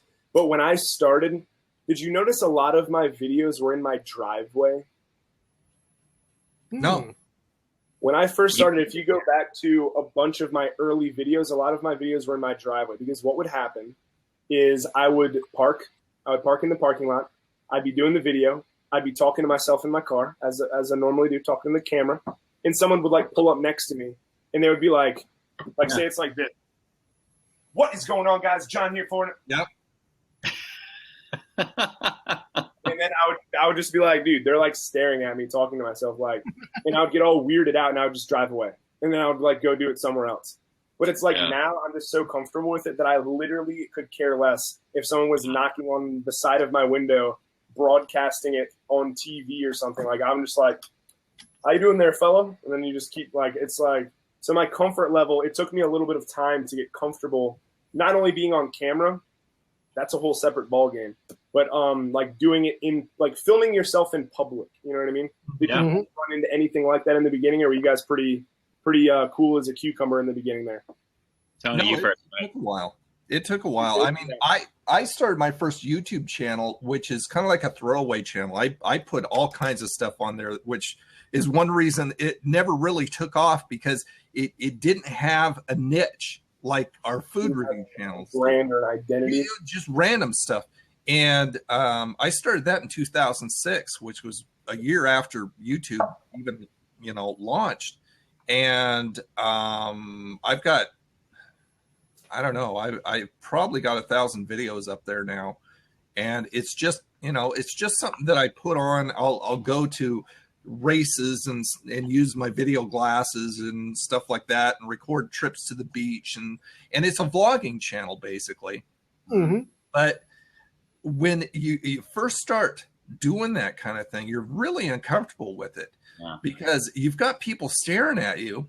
But then after a while, after you do it enough, you're going, okay, this is 2015. What is so strange about somebody talking to a camera? Now, I can see it if I'm wearing my video glasses and I'm talking. Then people don't see the camera and they're going, this guy's talking to himself. But, it's just like you kind of tune the other people out and you go, listen, I know what I'm doing. I know why I'm doing it. So you kind of focus, and it's not really a problem anymore. And that's when you start having real fun, because you're not concentrating on what is everybody else around me thinking about. What I'm saying. Well, that makes for good bloopers. That makes for bloopers too, when you look at it that way. I just started incorporating some blooper stuff into some of my more recent videos, because I figured I have all of this extra footage of things that are just, I want to kind of put that out there to be fun to do. But even still, I got to be honest, John, it gets a little weird sometimes. Usually whenever I go to my usual spots to do reviews, I kind of place my car in places that I know I'm not going to be interrupted as much. Right. If I'm in a busy parking lot, where can I be where the lighting is even? If it's slightly in the shade, I don't want to have it too dark. So, I mean, I'm still conscious of it, because you still want to be able to film and not have like a noise or something loud happening outside, or in Tony's a fire engine or somebody rolling into Jack in the Box at 50 miles an hour. It's just, those things. But when you do capture those moments of uncomfortableness, again, it comes down to how comfortable are you in front of the camera to put that out there for the world to see. And for the longest time, I never thought about doing a blooper type of thing, because it's not something I wanted to do. But now you kind of see a little bit more of your real personality when you see some of this stuff off camera, that it adds a little bit of a layer to the initial. Yes, you have the broadcaster way of doing what you do in front of the camera officially, but then once the camera stops, that's when the kind of, for some people, the real fun begins. And you're starting to see comments from people saying, I enjoyed your video, it's fine, but the very last 2 minutes of it, you'll see some comments for stuff like that. So, what video did you find forbidden food? What are you talking about? The video? Oh, the fluffing the pillow? I'm sure it's the pillow. Oh, you know what? Honestly, if you probably search on YouTube how to fluff a pillow, how many people made one of those? How to fluff a pillow. Oh, look, it's the first result on YouTube. Well, that gave that away. Have fun. Everybody right now, bookmark and the first result. That was really tough. I got to say to John, I really think he is courageous when he is doing his food reviews. And now Dame has started doing it to the point where he is uploading 2 versions of the reviews. He's reviewing, he's doing I wonder why he's doing that. And when John started doing the Periscope at the same time, you know how hard that was? I'm not courageous on that, because I trip over my words sometimes. I'll say something wrong. And I just don't want people seeing that out there yet. So props to you. Well, I can tell you when I worked with Ken Domick, the very first collaboration that I did, and that was something that I was so proud to be able to be kind of on the radar of somebody who had at the time close to 200,000 subscribers, and I was not even 1,000 something over that. And he wanted to collaborate, and we were planning the West Coast food tour, and would I want to be part of that? One of the things that I remember, and this was after we did our Pinks review for his channel, was we were talking Pinks about amazing, by the way. Pinks out here in LA is the bomb. It's ridiculous. Yeah, I did that video solely because of you when I went to Vegas, and I do not regret it. And those were great videos. Those were great. That series you did in Vegas also was amazing. All the West Coast stuff, which we still have to do. We still have to do something. I would love to do that. Definitely. Do that there. But one of the things he mentioned was that, let those bloopers out. Let yourself come out there a little bit. Let people see a little bit of like who you are aside from who you are on camera, because we all have a persona. And obviously when we talk to each other, we're all the same people. But when you see the outtakes, when you see the things that, Tony, like you're saying, things that you don't want people to see because of what it is, those are interview. Is that true? Well, like I said, I'm just starting to let that out. I did a home review where I went to put something in the microwave, and I left the camera rolling, and I just came in and did a little dance for a couple minutes. And then I had no intention of putting that in, and just decided at the last minute to put that in. And, all these people in the comments mentioning that your dance was my favorite part. Yeah. And I'm going, okay. Tony, it was cute. We won't get into demographics of who watches our reviews or anything like that, but you never know. Now, I will say, whenever Skunkie and I do a cocktail video together, sometimes we'll do them individually, sometimes we do them together.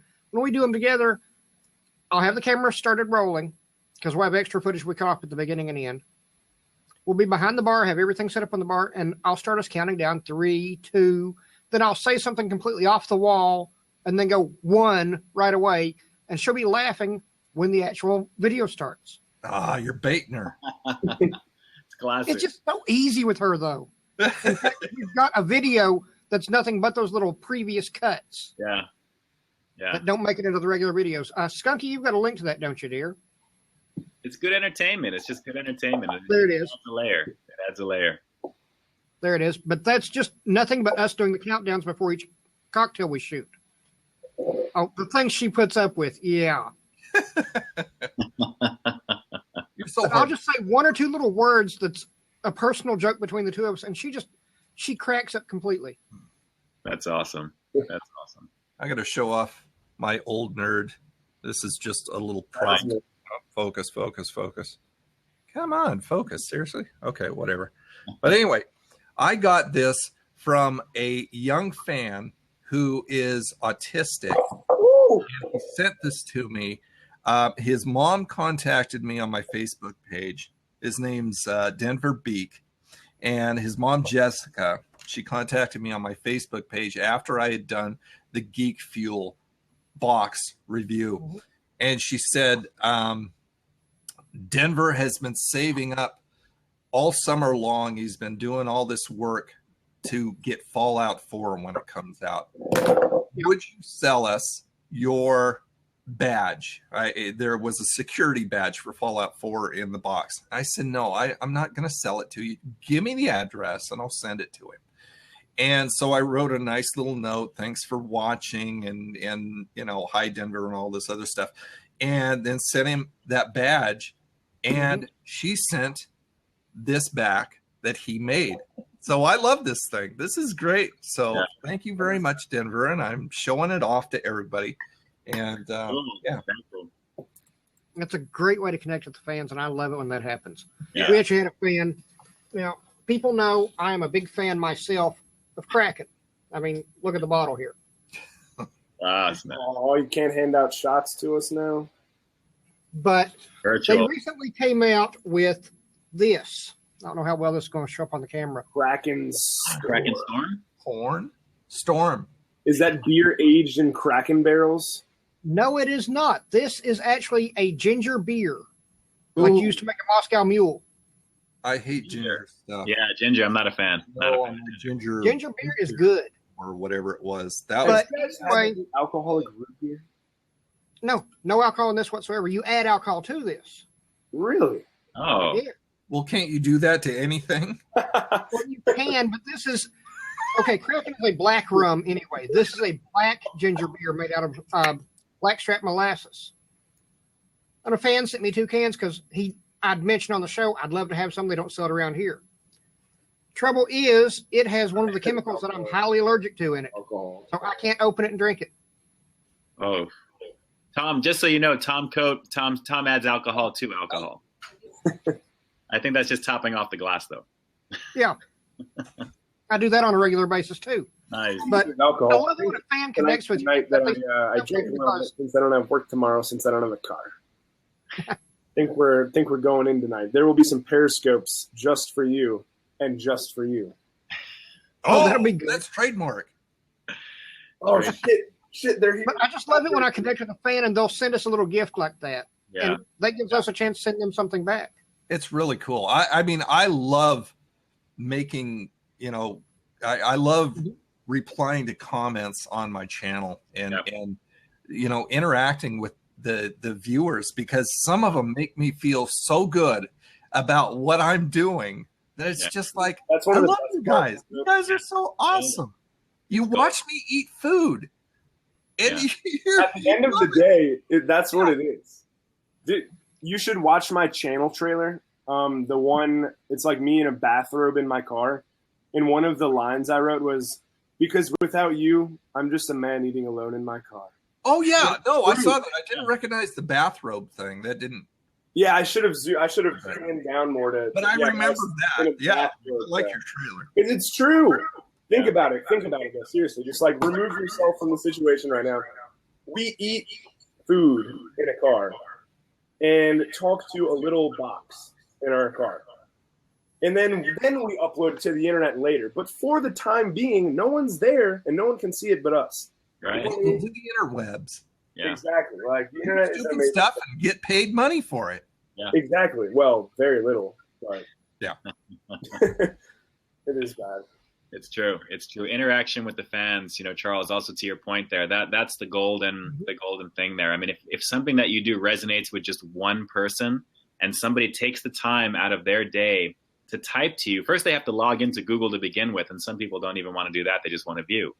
But just to be able to log in and you get the feedback, the first half hour of any new video release feels like premiere night, at least for me. I love when new content launches and you're just sitting there and you're refreshing and you're seeing the comments and you're typing back and you're interacting. It's a blast to do because that's out into the ether. Everything that you've done, you've created absolutely something from nothing.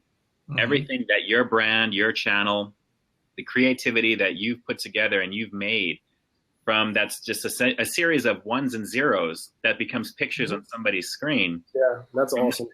I'm so glad you guys feel the same way about this because I'm so passionate about it as well. Like I literally am amazed how awesome it is. And so it's like, it's great that you guys feel the same way about it that I do. That is exciting. That's pretty cool. Yeah, and to be in a forum of like-minded individuals who do what they do on a consistent basis and who have the effort and who showcase not only the talent of just the journalism portion of conveying their way in a spoken word, which not a lot of people can do and feel comfortable about, to put that out there. And then you have people that interact with you and they leave you comments, even the ones that leave you the most nastiest, hateful comments on the planet, which make me laugh because I don't know them, and so it's like, it's hilarious that they would take time to things. Dude, I have this one guy, he's called the Skunk Smoke or something. And good Lord. It's this one guy. And it's like, he leaves the most raunchy comments known. It's like, get a response. To get a response. It's amazing. Like he'll say things like, "This is going to get really rated X real quick." Read word for word. Careful. Yeah, I don't know. I don't even know if I want to read it. But basically, it's like expletive, your mother, expletive. Why don't you go expletive? Like one of them was like, go ask your dad for a Blumpkin. That's one of the things that he said. Why do people spend their time doing that? You should review a blue waffle. Ask your mom for help. That's one thing that's universal between YouTube, podcasting, even forums. We all get those. Yeah, 90% of the time, it's a 12-year-old kid. It doesn't connect with me. When I watch somebody's video, Either I will thumbs it up, yeah, or I won't. But I don't tend to thumbs down videos. And I do not leave nasty remarks. If I think you've said something that I don't care for, that's me. I didn't care for it, and I'm not going to leave you a comment. But if I like something, I'll take the time and I'll put in the effort to put a comment. It goes back to the, when you were a kid, your mom's saying, if you can't say nothing nice, don't say nothing at all. Right. And if it's something as simple as somebody putting in the time to make a video and entertain somebody, thumbs up to those people. Those people are very cool because they've taken the courage and the time and put in the effort to put something out. And if you don't like it, that's fine. Don't watch it or just leave and go to another video. But if you like it, show your appreciation, give them a thumbs up, maybe make a comment or something like that. Just don't be nasty. I don't understand people like that. That just doesn't compute in my head. Now, here's a question for all three of you, gentlemen. And it just went right. Oh, yeah. When you're out in public, are you ever recognized? Yes. I spent a year in, I went up to a place called Teen Challenge Christian Academy to minister to kids who were from broken families. And basically that was their last place before going to jail. Their parents sent them there. And this was in a place called Sundance, Wyoming, which has a population of like 300 people. And I was recognized in a store. Mm-hmm. Somebody said, hey, I watch your videos. Just this little podunk town. And it, one of those towns that you don't actually live in, but you pass through and you get gas and maybe a sandwich on your way to someplace else. Definitely a sandwich. I mean, I love it when I'm out there and I get recognized. And it's not like an ego thing. It's like this is just so cool. Thank you very much for taking the time to say hi. Yeah. And, it's just so much fun. Yeah. Yeah, I agree. What about you, Ian? Me, I have been recognized twice. And the first time, I don't even think it counts because I was at VidCon earlier this year. So that counts. It went like this. So that counts. I guess. But I mean, outside in the real world, when I'm out doing my thing, I was actually driving through a Burger King and I was just picking up some chicken fries just to get them. And I was pointed out inside the restaurant by one of the people who worked there. So something that I'd never seen before. And I don't typically go to the McDonald's or the Burger King where I was driving through. So I figured, okay, that was a win-win. So it was like my first official, feel like starstruck moment. So I decided to get on Periscope while I was having my chicken fries to discuss it and say, oh, how cool that was. Nice. Just to kind of invite it too, because I'm a very friendly guy. If anyone sees me out in public, the thing is, but because I'm so tall, I think if people were to see me, they probably wouldn't. And maybe that's just my thing, maybe. But that's really my only thing so far. And considering I've been doing this for a little over 2 years now, I think that's kind of cool for me. I guess at least considering the time. But right. John, how about you? All right, so I have been recognized once. And we're going to put an asterisk next to it because it was a local recognition. So what happened is I went to a place called Dominic's of New York, which is a local. It's a franchise that has many locations. They're the steak shop that kind of attaches itself like a parasite to Lowe's and big box stores and things like that. And they have really good Philly cheesesteaks. So I went to the Dominic's near my house at the Lowe's and got the Philly cheesesteak, ordered it. And I asked the woman, I'm like, hey, do you mind if I film you preparing the Philly cheesesteak? Like, and she's like, why? Are you going to try to make it at home? And I'm like, no, I do food videos and I post them up online. I just wanted to kind of add sort of the process because I like the way you kind of do things from scratch and toss it up on the flat top and they're tapping and shaking and doing things like that. So she's like, oh, cool. Yeah, great. So I filmed that. I made the video. And then like 2 days later, I was out at a bar and this guy came up to me and he's like, dude, wait a minute. I saw you online. I'm like, what do you mean? He's like, you did like the sandwich thing, right? And I'm like, what sandwich? What are you talking about? He's like, you went to Dominic's and you made like a video about Dominic's. I'm like, yeah, I was there a couple days ago. How'd you know? And he's like, dude, I work there. And I'm like, oh, cool, man. I'm like, how'd you see my video? And he's like, so you went there like a couple days ago, and the woman you spoke with is my manager. And so she said that some guy came in talking about some video online. So she searched Dominic's on YouTube and saw your video, and she CC'd everyone who works for Dominic's in the company your video. She's like, this is great advertising. This is great that he did such a great review for our restaurant. And so this guy's just like a random employee that worked there. He's probably like, well, he was at a bar, so I hope he was 21. But he seemed younger than me. But it was pretty cool. But it was a local recognition. But at the end of the day, the recognition is a recognition. Well, I have a question. For both of you guys, real quick. Tony and John, do any of your family members try to embarrass you in public by letting people know who you are? Right. It's so annoying. Forget about it. I got millions of stories, but I'm not even going to take up the time for it. Right? So annoying. Mother. So you guys go ahead. All right. So the most recent one is I was at was it a wedding? It was a wedding. Yeah, I went to a wedding in New York City, and my whole extended family was there, and like all these aunts and uncles and second aunts and second cousins and everyone you'll ever like, as far as the family tree goes, basically people I haven't seen since I was like -6. And so my mom would just be having a conversation with someone, and you know how parents like to talk about their children. So that the topic would come up, and I would see them like 6 of them huddled over a phone, like and I would walk over there, and it would be me like, what is going on, guys? John here. I'm like, dude, please don't, dude. Like, just, yeah, it's weird. So, like, anyone that I've met personally that I hang out with, family, whether it be friends, whether it be my best friend, if they're watching my videos, it's weird. Yeah. For me. But yet I don't care that thousands of strangers doesn't bother me whatsoever. But if it's someone that I know personally, for some reason, it's just like game changer. It weirds me out. Yeah, it's like, I don't know if you guys feel the same way. Right. Oh, yes, definitely. My father will call me Monday mornings. He'll say, I caught your show last night. I'm like, oh, God, no.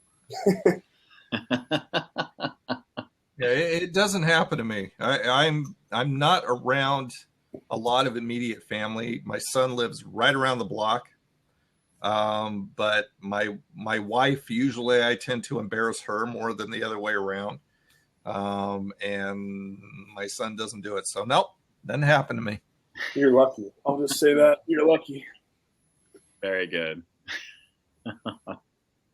Oh, it's different for each person. I'm not okay with my father catching our show or watching our videos, even though I know he does. But wife and daughter watch them. I'm fine with that. Yeah. How about watching your own content back? Do you like watching yourself? Oh, hell no. No. Yeah. Very rarely, maybe once or twice while I'm editing, I'll actually go through the process because I'm scrubbing it. I'm making sure making sure everything is where it should be.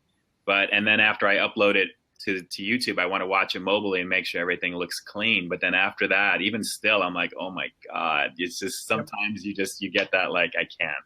That's why the angle, worry about things. And it's just, you begin to become kind of like, movie star. Is the lighting right? Do I look right? Does anything seem out of place? It's, I mean, at least for me, I don't know about you guys, but. You guys both do like a run through, like before you upload it. Like what I'll do is I'll render out the video and then I'll start uploading it. And then before the time it's uploaded to when it's like, what do you call it? Processing and stuff like that. I'll just watch it from scratch at full speed and just kind of like nitpick and be like, all right, that's fine. That's fine. That's fine. And just kind of watch it full through. And one other thing that's kind of weird for me, I don't know if you guys feel the same way, but as soon as I upload a video, for me personally, my perception of my previous video almost becomes obsolete. Like all of a sudden, my latest video, I feel like is automatically my best video. Yeah. Like I feel like, do you guys feel that way at all? Like a video from a year ago is like, F that, dude. I would never post that. And then it's just like the first video I ever uploaded, just embarrassing. I don't even want to talk about that. And then it's like as it gets closer and closer and closer, I feel like I'm getting better and better at what I do, which I feel like everyone is. You know what I mean? Yeah. We're learning new editing techniques. We're being more comfortable. We're, our words, things that we say. So it's like I feel like every video is like a little bit better. So I'm like embarrassed to watch even the last video because I automatically feel like my latest video is the best. I don't know if you guys feel the same way at all. Well, Tony and John, which editing programs do you guys use when you're creating your content? Which ones do you? Final Cut Pro X. Okay, I do the same. I've been using Sony. It's Sony Movie Studio now. It used to be Sony Vegas, but I've been using that. Sony Vegas Pro 10. Okay. Since they first started coming out. I think my videos have been updated or uploaded. There's so much you can do with it, but I use maybe a quarter of what this program actually does. It's so robust and it's so inexpensive. I mean, you can usually buy the latest version on Amazon for like $50 or something like that, which is really good. As far as watching my videos, I watch it before I upload it just to make sure that everything's how I want it, because I've learned through the process that before, I've uploaded videos and they've uploaded, they've processed, I've meta tagged them to death.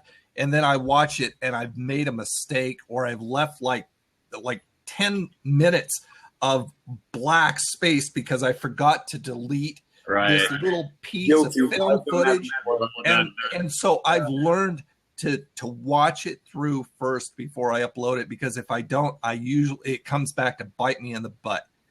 Connor's out there. He was actually someone who mentioned that to me. He commented on a video and he's like really nice about it. He's like, "Hey John, great video. By the way, the last 5 minutes of your video are complete darkness with no sound. Maybe, I don't know if you meant to do that or not." And I'm like, "Oh man, all right, thanks, dude." And then you get in there with the YouTube editor, in their little thing, and you try and sometimes it works, and sometimes you just go, it's taken a day for them to cut out 15 seconds of black. I think I'll just do it myself. Yeah.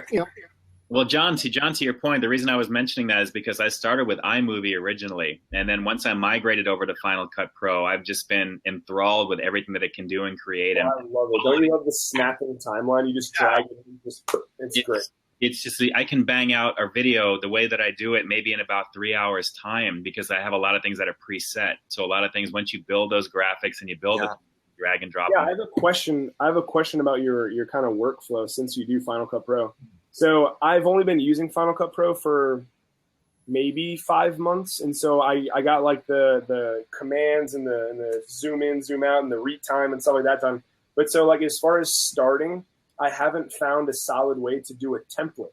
So what I do is I drag that black space and I just kind of go brrr, and then I take my social media, hey, check me out on social media, and I drag it over to the black space. Then I do my sound effects, I drag it over to the black space. Then I do my end card, and I drag all my little doodads and effects and sounds and graphics, drag them over to that black space, delete everything over here, start lining up my clips, and then drag them back over from the black space. Is that just the biggest waste of time ever? Do you have a better way to do that? It is, and there's the best. And I'm going to give you the secret right now, because this is exactly what I'm ready. I'm all ears. I have a project already set up that lives in Final Cut on the left side on the tree. And when I go into it, it's essentially all of my graphics, everything like one after the other on top of each other. It doesn't matter which way that it is. I go into that and I highlight. I hold down Shift and I highlight every single graphic I want to do pertinent to that effect. Right. And you just do the Command C to copy it, and then I just go into my project and I paste it.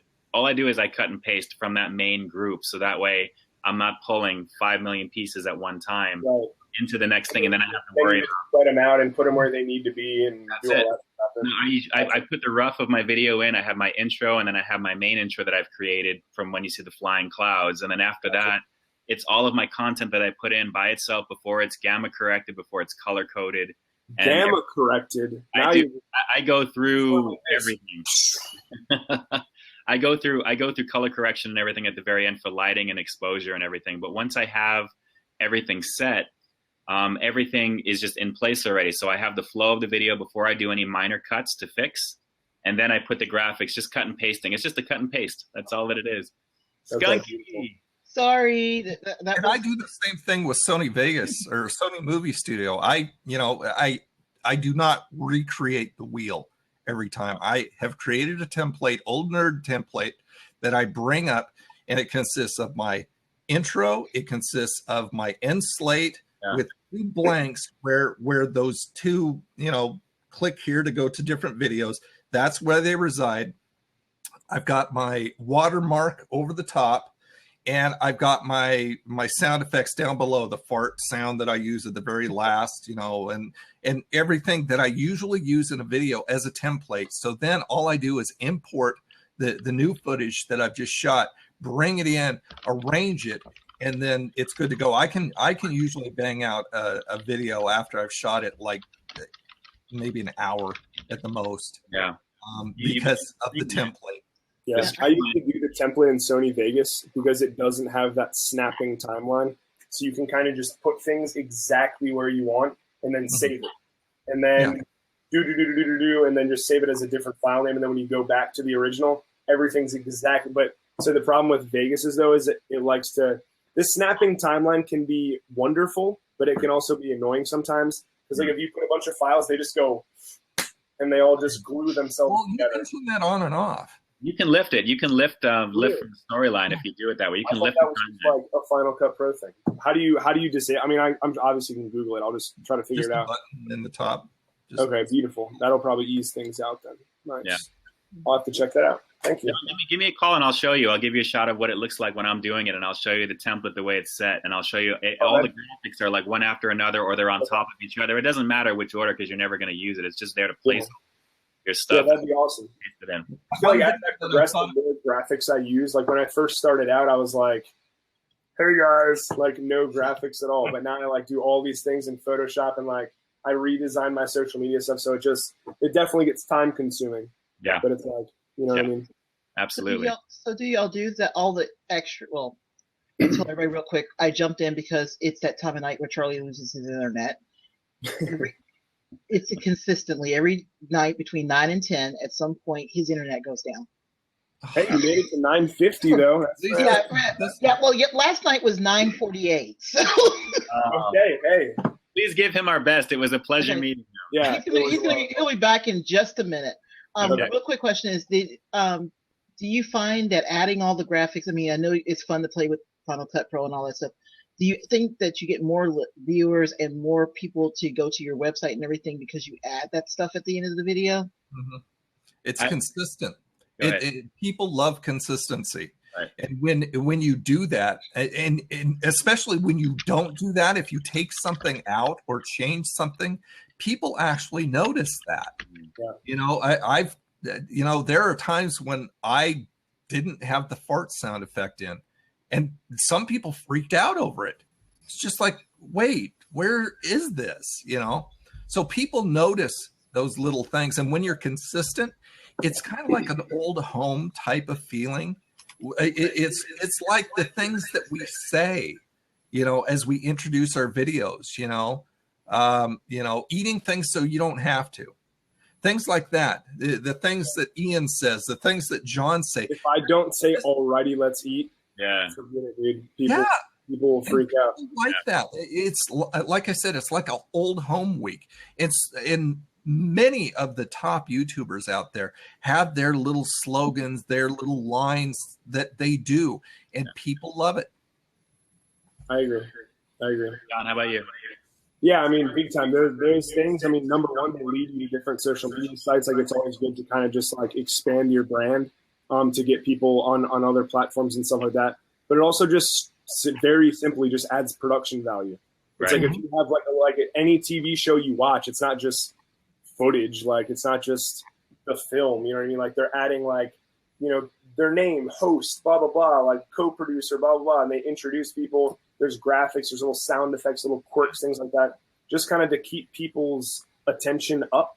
Because like anything like KBD production is like, all right, so like I'm not bashing Ken whatsoever at all. I love him. He's great. But it's like he is really, really, really good at like the keeping your attention, like the intros and the graphics and the noises and the screams and the, like when he goes to the drive-thru, it's like the automatic machine gun, like pop, pop, pop, pop, and like the screaming. Like he's so good at that, and I think that it's like everyone has level of like articulation with words and how they explain things, and then there's like level of like personality and then like production value and things like that. And so like I think that Ken's level of production value. So here, let's compare Dame Drops and Ken, okay, to the top dogs. Dame has so much personality, he could fill 5 people. Can we agree on that? Absolutely. And so he doesn't really have any graphics. He doesn't really do many sound effects. I mean, he has the earthquake effect in the beginning when he goes, but like he really doesn't do much editing or post stuff. Ken, on the other hand, Ken's a great guy, but honestly, he doesn't have quite that in-your-face personality. So what does he do?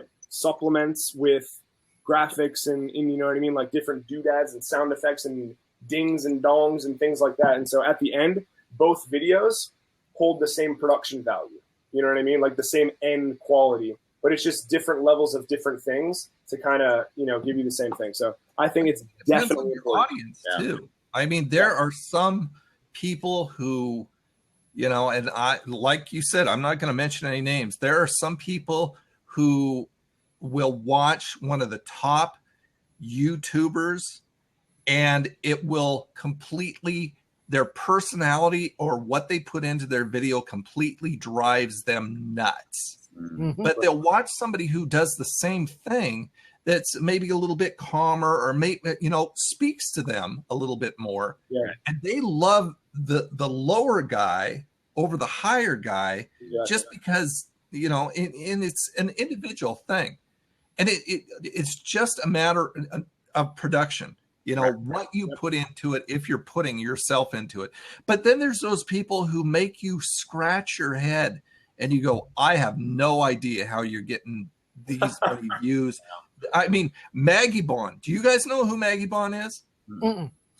This is a little Asian girl who started creating videos years ago. Look her up on YouTube. Maggie Bond. She's young girl. She's got these big, gorgeous eyes.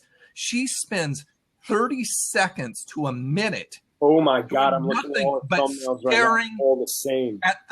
At the camera. She doesn't say a word most of the time. And she's got through the roof views and subscribers. And she does it every single video. There's no difference. She's just staring at the camera with these really big, beautiful eyes, doesn't say a word. And you go, I don't understand this. I've invested so much time and so much effort into my videos, and I can't even reach the popularity that she's gotten because I feel like she's like a monster from Silent Hill, and she's going to like transform at any second. And, I've always said, girls get more views than guys. That's just the way it is. If I had boobs, I'd probably get more views. I'm not being critical, but I'm saying like that should happen. That they would just so many views. Oh, Tony, we get a lot of that in the cocktail videos circle as well. Because here, Skunkie and I, we built a nice, simple cocktail. We very clearly explained, here's how you do it. We don't have any distractions on the bar. We don't pile all the bottles on the bar or unnecessary equipment. It just bang, bang, bang, bang. Here's your cocktail. Here's what it tastes like. Here's the mouthfeel, things like that. But then somebody else who will remain nameless comes out the same cocktail, has dancing girls on either side of him, yells a lot. Tipsy bartender? What are we talking about? Oh, did I say that out loud? Oh, my bad. Yeah, you did, John. But yeah, a million views on it. I know. Exact same cocktail. And as sad as it is, that kind of stuff gets views. It's just plain and simple. If you have a chick doing the same thing a guy does, the chick will always get more views. Mm-hmm. Right. The biggest thing I think just personally, guys, is that as long as what you're doing doesn't compromise the vision of the review that you want to create, if you make something that when it's over with, you can feel satisfied with that. I think there should be some level of technical, because naturally in an age where we're trying to vie for people's attention, there needs to be something to keep them engaged to you. Yeah. Whether it's a flashy intro, whether it's something throughout. Now, you don't want to go overload crazy, in terms of having some crazy stuff consistently, but it's that careful balance of delivering the information in an entertaining and informative way, but also flexing your chops if you've got them to really kind of keep that engagement, to keep that level. And by the time you get to the end of the review, you can say to yourself, man, that was pretty quality. I mean, that looks, I would probably want to see what else can this person do? Are there playlists set up on their page? Is there something to keep the engagement there? Because YouTube gives you every tool under the sun to set yourself up for success. It's how you incorporate that, whether it's cards in the upper right-hand corner, whether it's the branding that you do in the bottom right-hand corner, whether it's just the quality of the technical level, whatever it is that you have, just bring your A game every single time as much as possible. Some are going to be winners, some are not going to be winners. But if something resonates with people, that quality, as long as it's consistent, will register, and your subscriber base will. I mean, it's natural. It's organic, the way Tony was saying. It's everything that John was saying in terms of putting all of that together. It's just, once you combine all that with just the passion, that niche, that's your key to success right there. It really is. Maggie Bond has never seen that YouTube player's guide. Wow. I'm going to look them up. I'm going to look her up. I've never seen that. I've never seen it. It's really crazy. It's amazing. All the videos are exactly the same. Definitely look up that channel. Am I going to want to like shoot myself after watching this for like a minute, just staring, getting closer and closer to the screen like this? To see? That's what it is. It's so horrifying. Don't watch it. A little bit, you know, you sit there and you, I think one of the things is anticipation. Will she actually say something? She did at the end of the video that I watched. Wow. She was like, you know, if she does say something, it's always in another language. Yep. You don't understand it, but you're thrilled she said something. If I can find a demographic overseas, that's the key, is get international. If you can get international presence, because that's what I'm trying to figure out, how you can get more people to watch you in a foreign country, even if you don't even speak the language, but you have a visual pop. Like if you watch into like K-pop, if you watch any of these K-pop videos of just the crazy effects, you don't even know what they're saying. You know what I've been doing? Because of what it is. That's the key right there. It really is. What I've been doing? Here you go, tricks of the trade. Not that it's been yielding any results for me, but it's an idea if you guys want to try it. I go to Google Translator. I shit you not, okay? I did this one. There's a really popular food reviewer that speaks Arabic. He speaks complete Arabic. The words are like, they look, I mean, it's Arabic. It's the symbols for Arabic. He speaks in Arabic. So I go to Google Translator, found him by translating a food review into Arabic from English, searched it up on YouTube, and here, let me find, let's see here. It's hilarious. Google. And I commented on it, and I said, great video, man. Keep up the good work.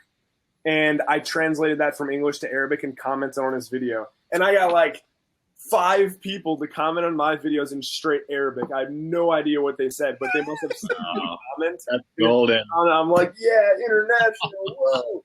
But it's ridiculous. So yeah. Google Translate is so bad. I remember watching Rhett and Link do some videos that made fun of Google Translate because they actually sang what Google Translate put out for them.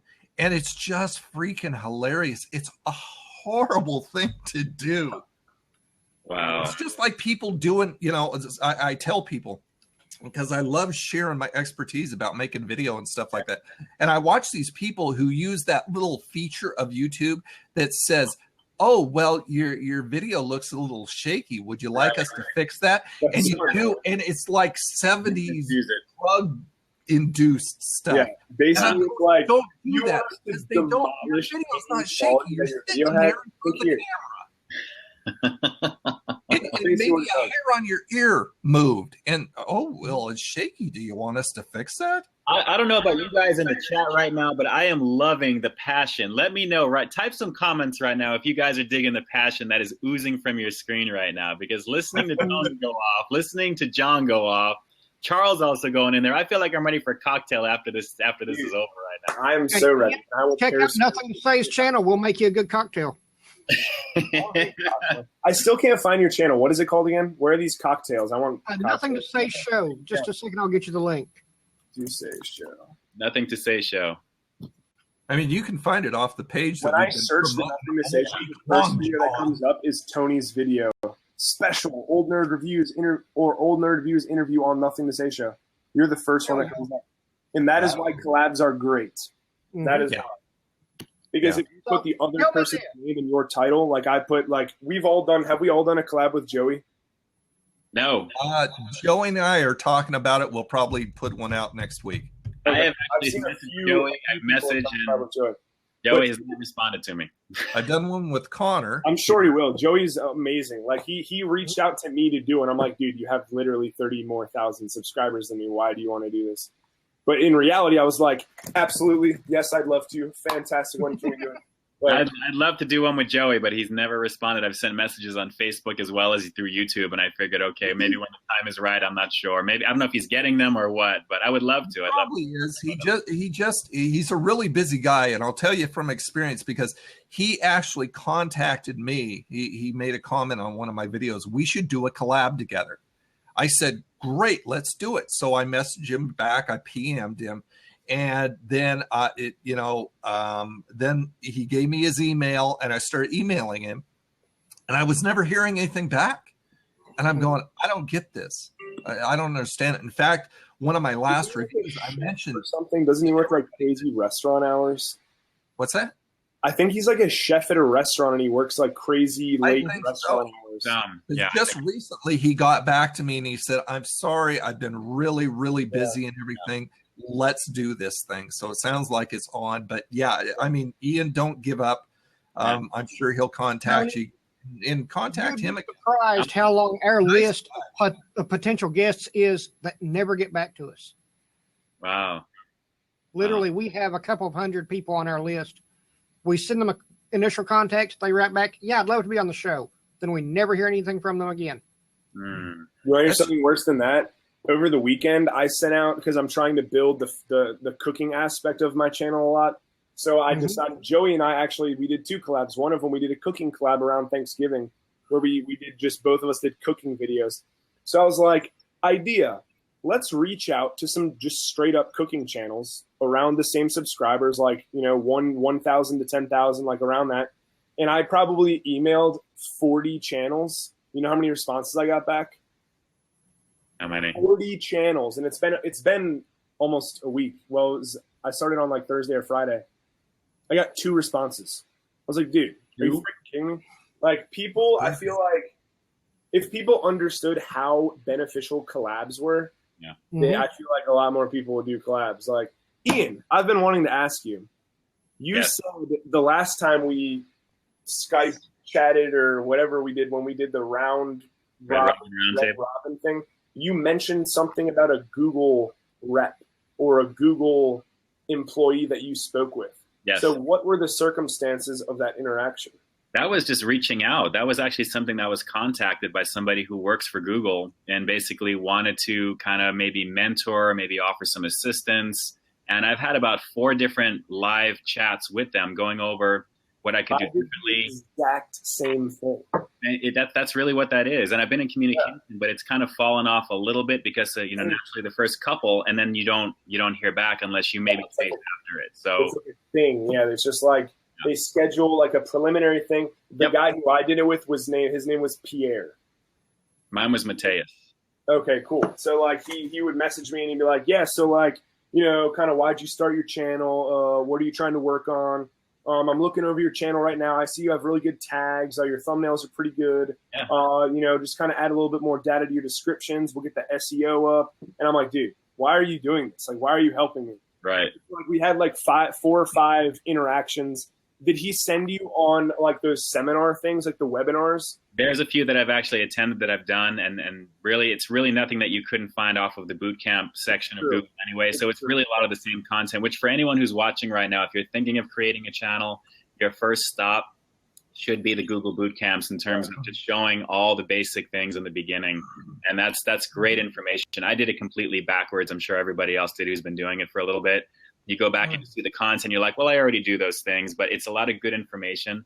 But that was the main thing. I mean, one of the big takeaways was that I know that what he offered me is, I live in Pasadena here in Los Angeles, California.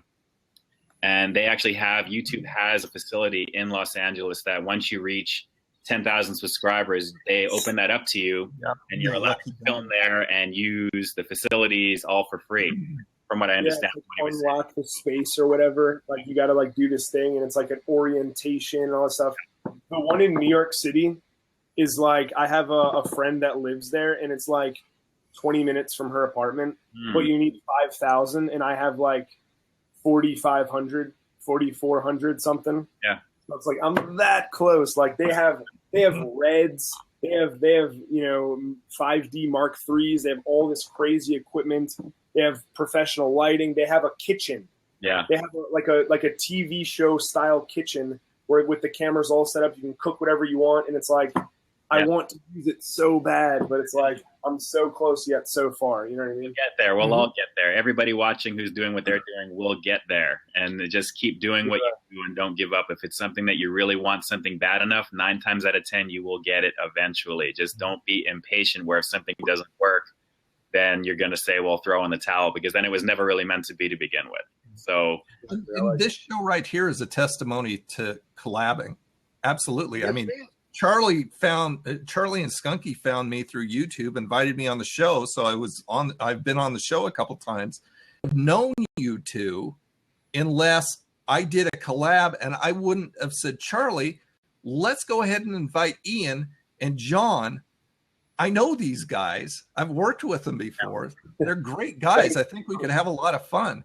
Yeah. And so this whole show right tonight is a testimony to collaboration. It is. It's amazing. Oh, and as a side note there, Tony, that episode of our show that you were on got 1,900 downloads. Wow. What does that compare to? A lot. On average, we get between 1,450 and 1,500. Oh, nice, dude. That's awesome. That's cool. That's like a 25% boost. Wait a minute. So that means with Tony on this show right now, there's a chance that this can be completely blown out of proportion number-wise. Right now, this is going to be insane. I have a strong. Not to jinx for all of us. That's awesome. Wait, when does this actually? So this is just like a recording, and then it airs later. How does that work? This one tonight is. Okay, cool. When does it air? And it's a podcast? Well, BLAB saves it right away and then allows you to download available right away. Our usual Sunday show, it's usually available by 2 a.m. the next morning. Gotcha. We have a live audience, and we have the download audience. Gotcha. Okay. Nice. That's pretty cool. As far as this BLAB, it gets saved right away, and then we can download it and you know. Yeah, I'd love to just toss this up on the channel. We go ahead and put our own stuff in it, and Ian puts it on his channel, and bye, Ian. And puts it on his channel. All right. Charlie puts it up there. We're all getting each other's audience. It's wonderful. It is. It's great. Well, I love it. I'm getting dizzy being shuffled around here. I know. It's like we're like sliding. Once this one gets done tonight, I'll be downloading it, slapping a title on it, giving us all lower thirds, and then uploading it to my channel. Mm-hmm. Beautiful. So Charlie gets the views, and John gets the views, and Ian gets the views, and I get the views, and our audience crosses over each other, and everybody wins. And all we're doing is sitting around shooting the shiznit. And we're marketing right now. How cool is that? It is very cool. It is very cool. That's the power of the internet, power of YouTube, power of social media. Mm-hmm. Well, myself, I don't do nothing to say or this for the money. I just do it because I love it. Mm-hmm. Right. But it does feel good knowing that I've got people out there that want to watch it.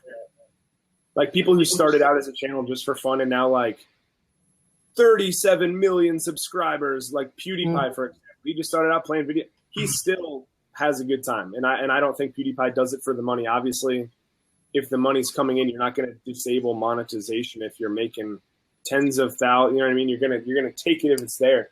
But it's like I wonder how mentally people have changed. You know what I mean? Like I wonder if it's gotten to them at all. Like people who have just kind of started out small and now like one of my buddies actually, I went to high school with this guy named David Patterson.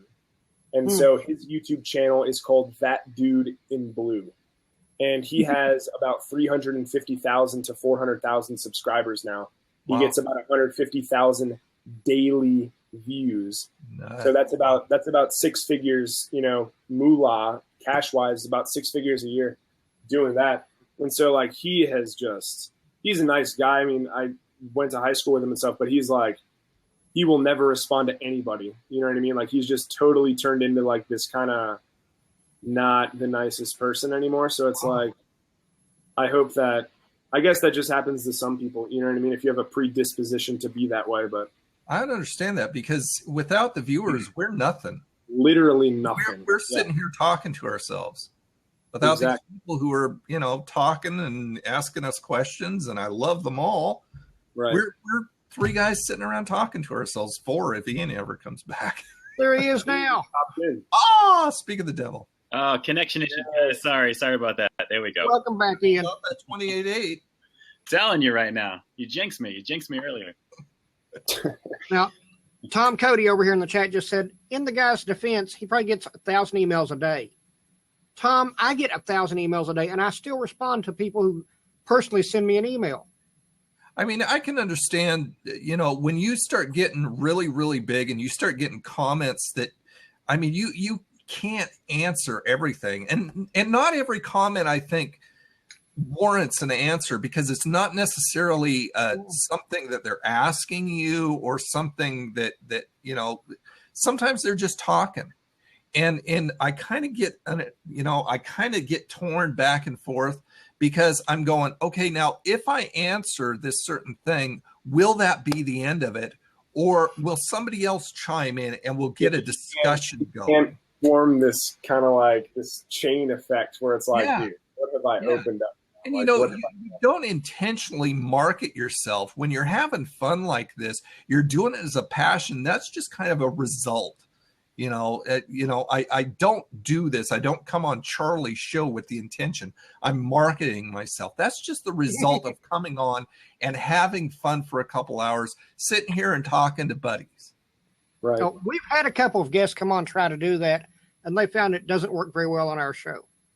And it shouldn't. It should be a natural conversation. The conversation should flow. It should be just as it is, and people should want to kind of, seeing the person. From day one has always been like the old Johnny Carson show. The host sits there, talks with the guest about nothing in particular. Mm-hmm. If you're pitching something, go ahead and pitch it, get that out of the way. We're going to talk about other stuff.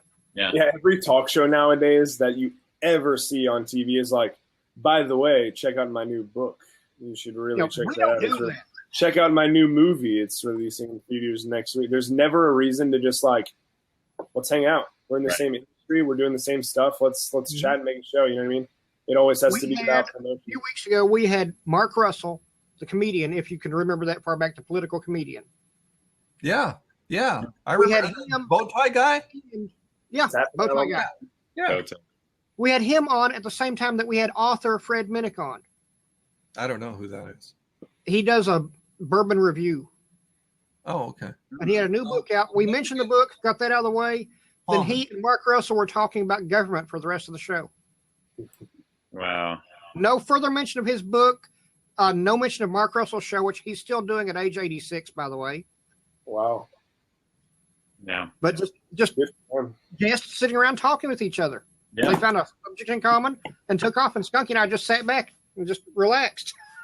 Yeah. Well, technically, you don't really even have to say anything because your ID is above you here on the screen. So people can recognize who you are. It's not like your reputation precedes you. Let's talk about something else. I don't know if you guys saw the Tonight Show last night, but Harrison Ford was on there. And obviously with Star Wars Force Awakening opening up, Force Awakens, he doesn't need to be told who he is, or we all know who he is. It was more interesting to hear about everything else. And that's the difference between a show where that you can tell that people are marketing really hardcore, or if they're being genuine and being real the same way that Tony, John, and myself are. It's that type of that feeling that you get. That's what's so cool about this forum and technology, being able to have this conversation with the 4 of you guys. And in the background, in the back of your mind, you're thinking there could be thousands of people that are going to be watching this right now, that it's like transparent. It feels like we're all in the same room. It's just us hanging out. And that's what's so cool about this. That's what's so cool about it. I have a question for you two. Does this work? Is this going? You guys have the exact same screen that I Ian's over here. Yeah, you're right.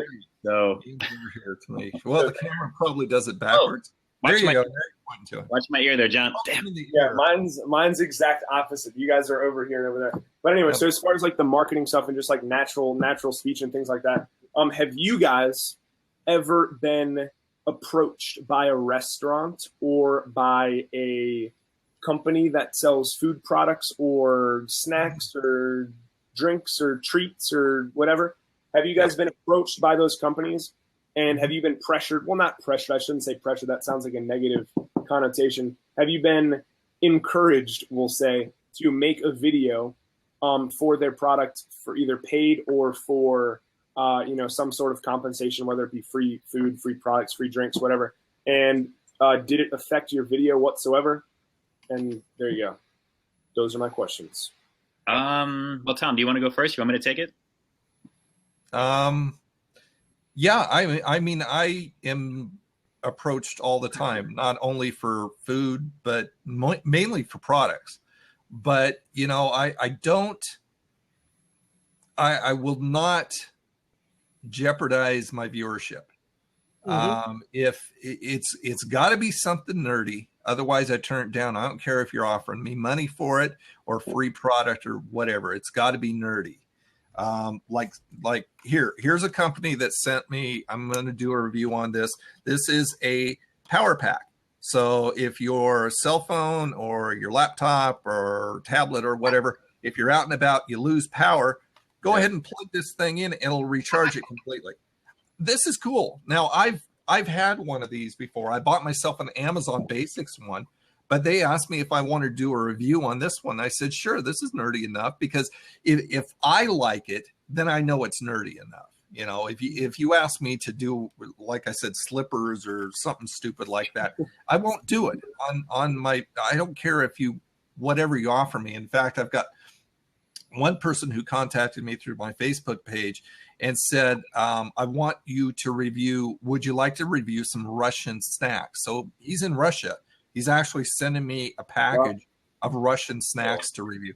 And that sounds like fun, stuff that I've never done before. Very few times I'll tell somebody no. There are people who will want me to, somebody who wants me to do a review on the Takis purple bag, and I can't remember what they're called, but I looked at them the other night and they're extreme as far as the heat, and I don't do heat well. So, it's like, you want to see me burn my mouth off. That's what you want to see. Because if you're asking me for an honest review, I'm not going to be able to give you one, because I don't enjoy hot stuff. I can't understand people who enjoy hot stuff. So, and I don't want to give it it sucks, because it may be wonderful for you if you enjoy that kind of hot stuff. So it sucks to me, but it's not a fair review. I can't get past the heat. It's uncomfortable to me. I refuse to believe that people truly enjoy. I don't want to spend money on something that hurts. Huh? I'm sorry? I refuse to believe that people enjoy that truly spicy. Like sriracha, great. Hot sauce, great. Like, a ghost pepper, maybe. But anything above that, it's like, I honestly feel like it's like a pissing contest at that point, or a blank measuring contest at that point. It's like, it's just about the perception of kind of being, I wouldn't want to say cool, but it's like the people who eat like 2 Carolina Reapers and are like, that was great. I'm like, dude, you're a liar. Like, just stop that. Just stop. I love KFC hot wings. Absolutely a fan of KFC hot wings, but don't give me the wet buffalo stuff. I don't enjoy it. I don't want to spend money on something that makes me uncomfortable. That to me just seems like a waste. Right. I mean, part of it too is I think that some of these people who are out trying to solicit reviews, because I get emails all the time. Personally, for me, it's a lot of like, would you like to take a look at the latest spyware of like either pens that can record things and things technically, which I would probably want to check out, but it's not creepy. It's a weird fit. Recently this morning, and John, it's funny you mentioned this, I got an email from a company that wants me to take a look at a humidifier. And I'm thinking, I don't think this person or this company has taken a look at my channel, because technically my channel. That's what I'm saying. It's strange. Oh, so there you go. That's probably the same thing, Tony. But it was nerdy enough that I wanted to review it. I thought it was very cool. And USB. What is like a real world application for that? Maybe like if practical, like the office with your boss and you're trying to, if he's being nasty to you or something like that. I don't know. But it's fun. I don't know if I have never used this. Actually, I have never, ever used it aside from the review, because I don't know how I would use it. Exactly. But it's cool. It's a spy pen. It takes video. What do you do? I've seen videos of you where it's like a point of view angle. Don't you have some like it's like spy goggles or spy glasses? Yeah, I have glasses right there. Those are actually really cool, and I could see myself using that because it's like it's literally it's essentially the same thing as this. This is my GoPro head strap. Right. It's essentially the same thing as this. Yeah. And I recently got a GoPro good like this. Is this nice? For like $70. It's more inconspicuous that way. Yeah, but I love it. Like, hey, what's going on? Here, if I like strap this on. But there's the glasses right there, and there's the camera right there, and it has dark lenses and it has light lenses, so you can do it. That's nice, John. Yeah. Carry that around and get neck pain for the next month or something like that. But these are great because this is all you need. It's all POV or POV type of stuff. Right. I've done this when I've walked into restaurants and ordered stuff, and people actually like that. Some people say it's very cool because, I got a comment on my Big Mac review video, and they said, "Why would you review the Big Mac? It's been out for 1,000 years." And I said, "Agreed, but first of all, somebody requested it. Second of all, there are not a lot of people, not everybody has a McDonald's where they are.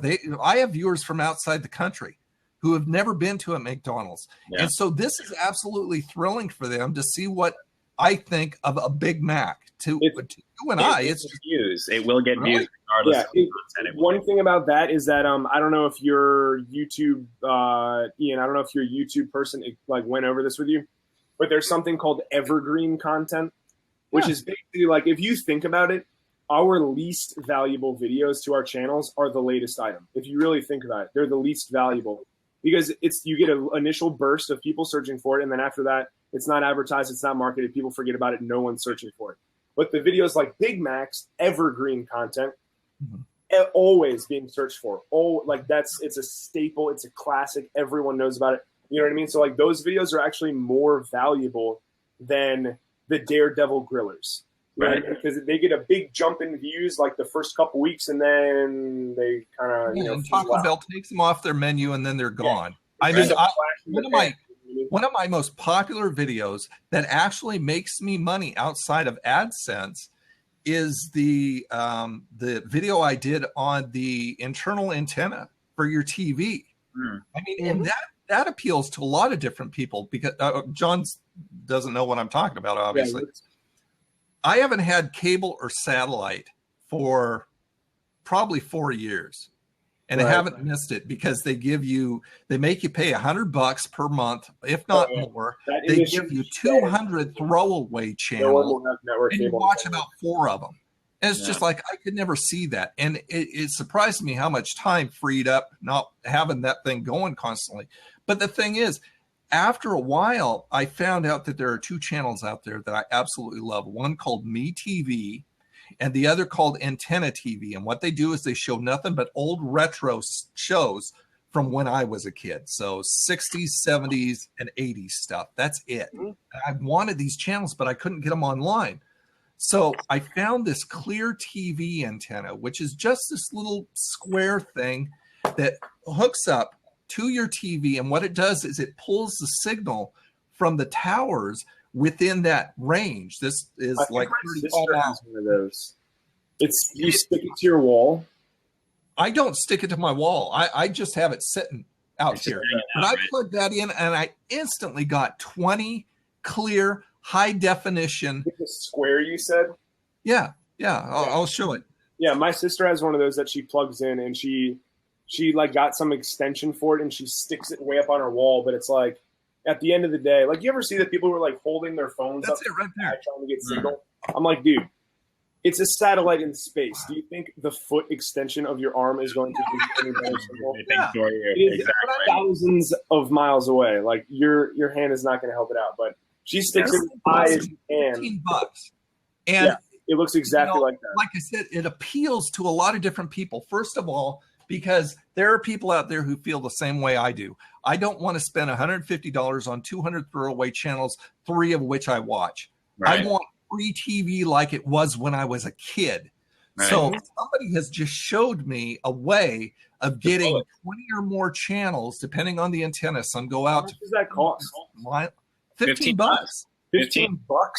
Right. Yep. There's obviously no like subscription or anything. You just buy it once, plug it in, and good to go. The 2 channels that I watch exclusively, and I absolutely love it. And so because I found it works, it was a passion to help other people in that situation, show them, hey, there's an alternative to paying out all this money. And I sell at least, I've got an Amazon link in the description. I sell at least 2 antennas every single day. And they may not particularly be that antenna, but because they clicked on that link, anything they buy within that time frame, I get the commission for. So I'm winning all over the place. Huh? How do you get that going? Like, how do you get the Amazon affiliation? Because I've seen both of you guys, right? Ian, you do it as well. Yeah. Only once. I've seen Amazon links in your guys, and I just assumed that it was affiliate marketing. But like, how did you get set up with that? Like, how did you?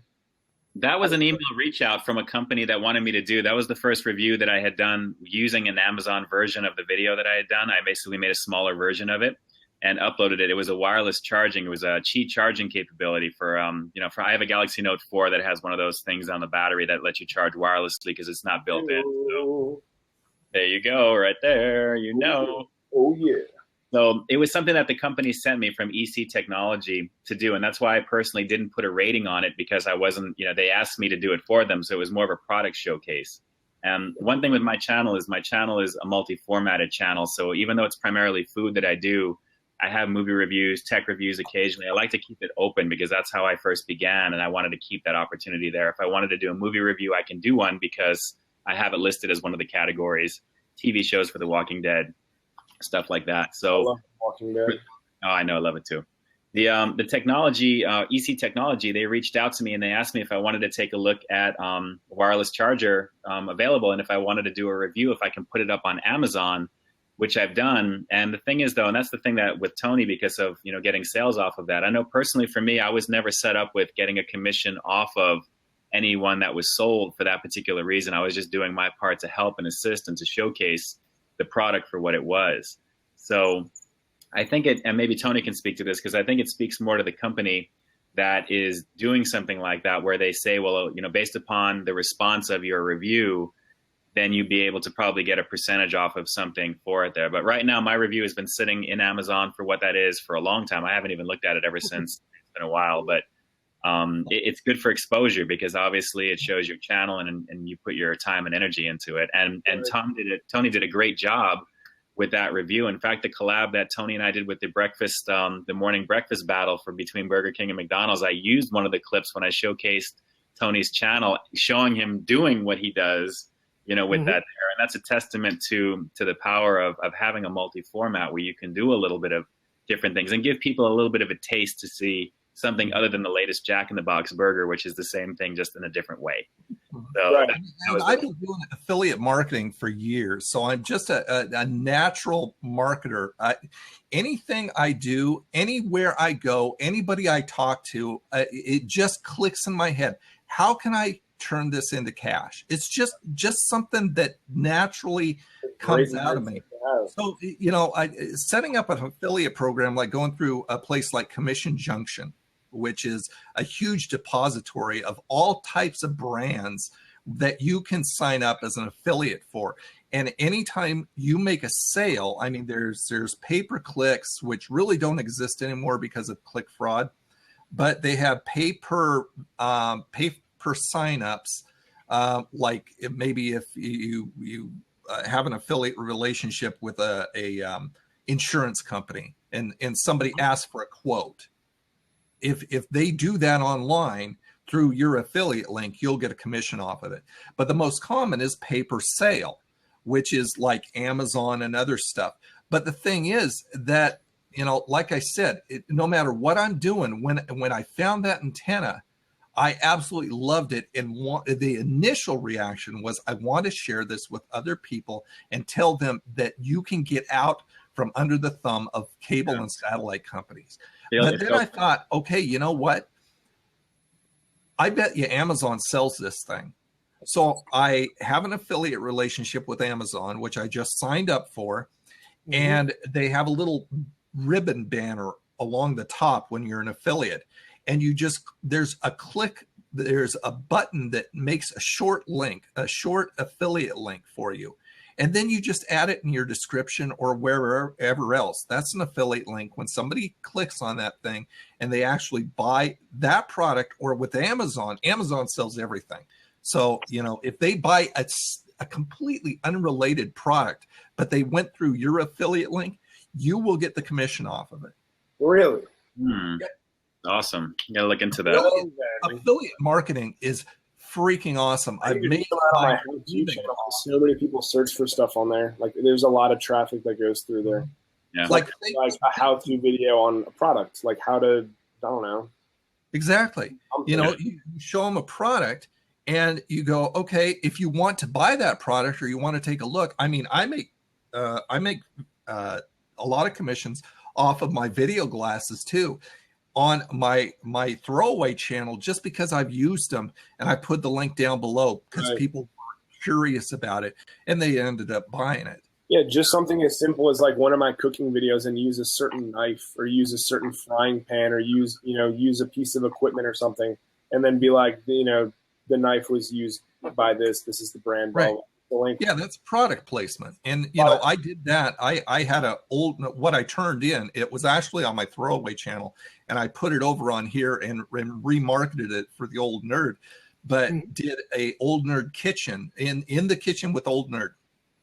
So, and it was on making matcha tea Rice Krispie treats, which is a very rich, savory type of tea. It's a green tea, and it turns these things completely green. But this company called me and they said, would you go ahead and market our green tea? And I said, well, let me go ahead and see some recipes. Do you have some recipes I can look at? And so they gave me all this selection of recipes, and I found this Rice Krispie one that I thought would be fun. And so I made the video. I have the tea. I said, this is the tea that I'm using in the Rice Krispie treats. And they paid me for that. That's crazy. Yeah. They paid me like it's good money if you can get it. It was like $80. Really? Yeah, just for a product placement. All right, I need to get down with this stuff. You guys are... Yeah, because then you're making money off the AdSense off your videos. You're making money off the affiliate links, and 50 million different ways. If you can take one piece of content and make a number of different ways of revenue, the main key is totally passive revenue. If you can make totally passive revenue, which is basically what AdSense is on your videos, set it and forget it. Well, what's interesting is YouTube recently launched something where it recognizes products and things in your videos, and then supposedly there's supposed to be a card or something that pops up leading you to buy that product directly. So it's indirectly doing similar, just like Tony, you're saying there. It's giving you the avenue, because that's the future, because of so many people watching YouTube videos, and you have technically product placement all over the place. Like, John, if you were to do Taco Bell's latest and greatest, once you show it, or there's something on your screen which the algorithm picks it up, pings it, and the next thing you know, it takes you to, say, the Taco Bell mobile app, so you can order it directly. And guess what? There's a promotion. You can get a free so-and-so if you order this particular whatever. It's limitless in terms of the future of where that's going there. But that's very valid. Go to CJ.com, John. You will have a ball. CJ.com. CJ.com. That's Commission Junction. That's the depository. You can find anybody who has an affiliate. I've been getting this lady ever since I fixed the business email on my channel. I've been getting all this garbage, and this one woman literally sends me 6 emails a week, and for some reason it doesn't go to my spam folder. But she wants me to, let me just find this really, really quick. She wants me to basically do this, like, it's basically like what you're talking about. Christina Drogas. It's called billiondollarboy.com. And so you're essentially, they work out deals for you like a broker. So they'll work with, right here, Audio Technica. So here we have some Audio Technica headphones, all right? So they'll do brokerage and set up a deal with Audio Technica. Nice. Yeah, they're really seriously great equipment. So much better than Beats. Beats just spends all their money on marketing, and they actually spend their money on making solid stuff. product. Like they would work out a deal and be like, all right, so it's strictly numbers. They'll be like, all right, this guy gets 7,000 views a day. He has 15,000 subscribers, and he does tech videos. All right, cool. So we'll work out a deal for you, Audio Technica. You make a video reviewing these headphones. You don't need to do an affiliate link. You don't need to do anything like that. You just review the headphones, and they'll give you like a flat $500 or like a flat $1,000. So at first I was like, it sounds pretty, reasonable. I mean, a flat rate, real quick. No, you don't have to sell anything. You're just doing a review on a video. I mean, you're just simply exposing it.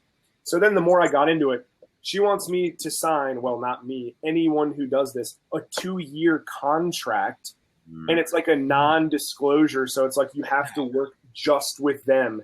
And then they take like 20% off the top. And I'm like, what is the point of signing a contract? Because like, if you have a good service and I'm happy with it and I'm pleased with it, wouldn't I continue to use it? Like there's clearly you have a high turnover rate and people aren't satisfied, and that's why you have to lock them in. So I was like, no, thank you. Yeah, don't force my hand. If I find I like it, I'll sing it from the rooftops. Exactly. John, just the other day, we got an invite from Skunkie. What was the name of that affiliate company that wanted us? They're a partnering service for YouTube.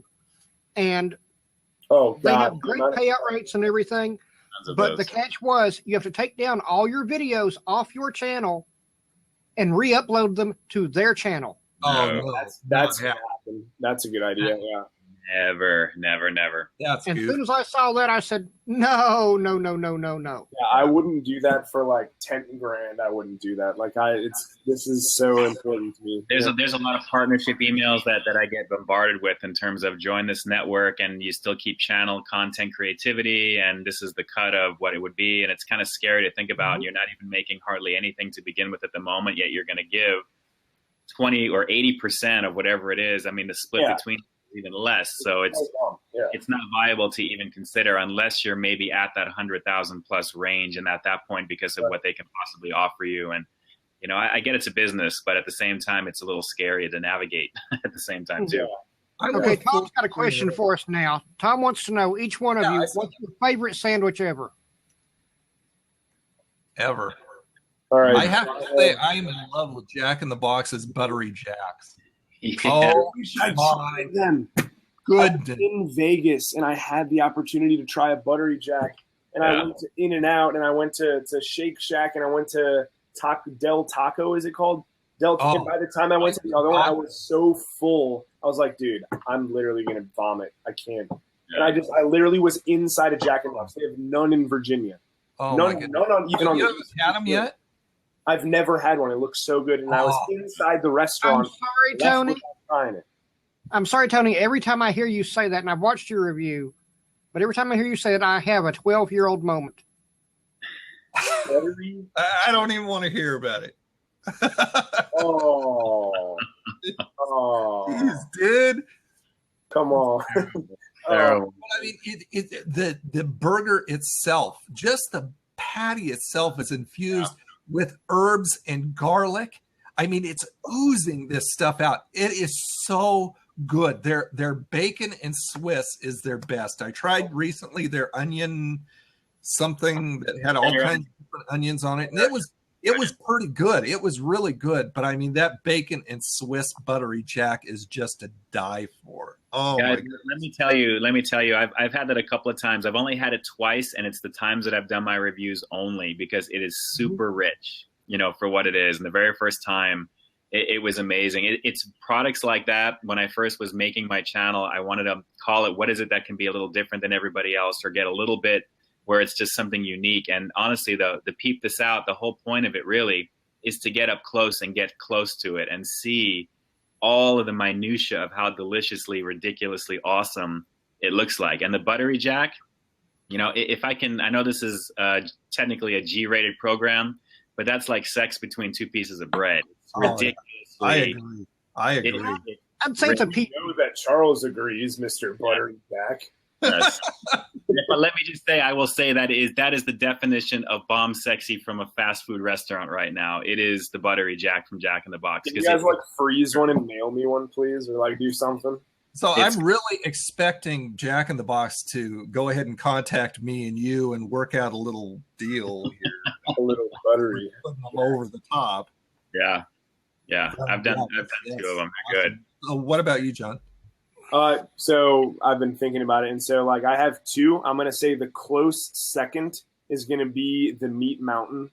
Yeah. Just because Arby's is the quality of meat at Arby's, the chicken, the beef. I mean, everything is just so good. And I mean, you just put everything on a bun. It's an outrageous amount of meat. It reminds me of I don't know if you guys have ever been in New York City, the Carnegie Deli. Yeah. They give you like a pastrami sandwich like this big. Yeah. And so it reminded me of that. And then it's only $10. So it's like you're getting Arby's is a premium. Well, no, I mean like compared to for Arby's, you know what I mean? Like you get like a large beef and cheddar, fries, and a drink, and it's $10 essentially. Yeah, so it's not bad for that. But number 1, my favorite sandwich, the tastiest, most delicious sandwich that I've ever had in my entire life, is Wich Wich's The Wicked. And I got you get 3 cheeses. I got like blue cheese, Swiss cheddar. You get bacon. You get all different kinds of meat. The bread is toasted. It's like honey mustard, all these veggies, black olives. I think I gave it an 11 out of 10 on the video. Wow. And I never go above 10. I've but never heard of the place. Yeah. Wich The Wicked. It's unbelievably amazing. Yeah, it's so good. It's so everything fast food place? Is it a what? Is it a fast food place? It's like a fast casual. It's kind of like the Chipotle of sandwiches. Like Quiznos.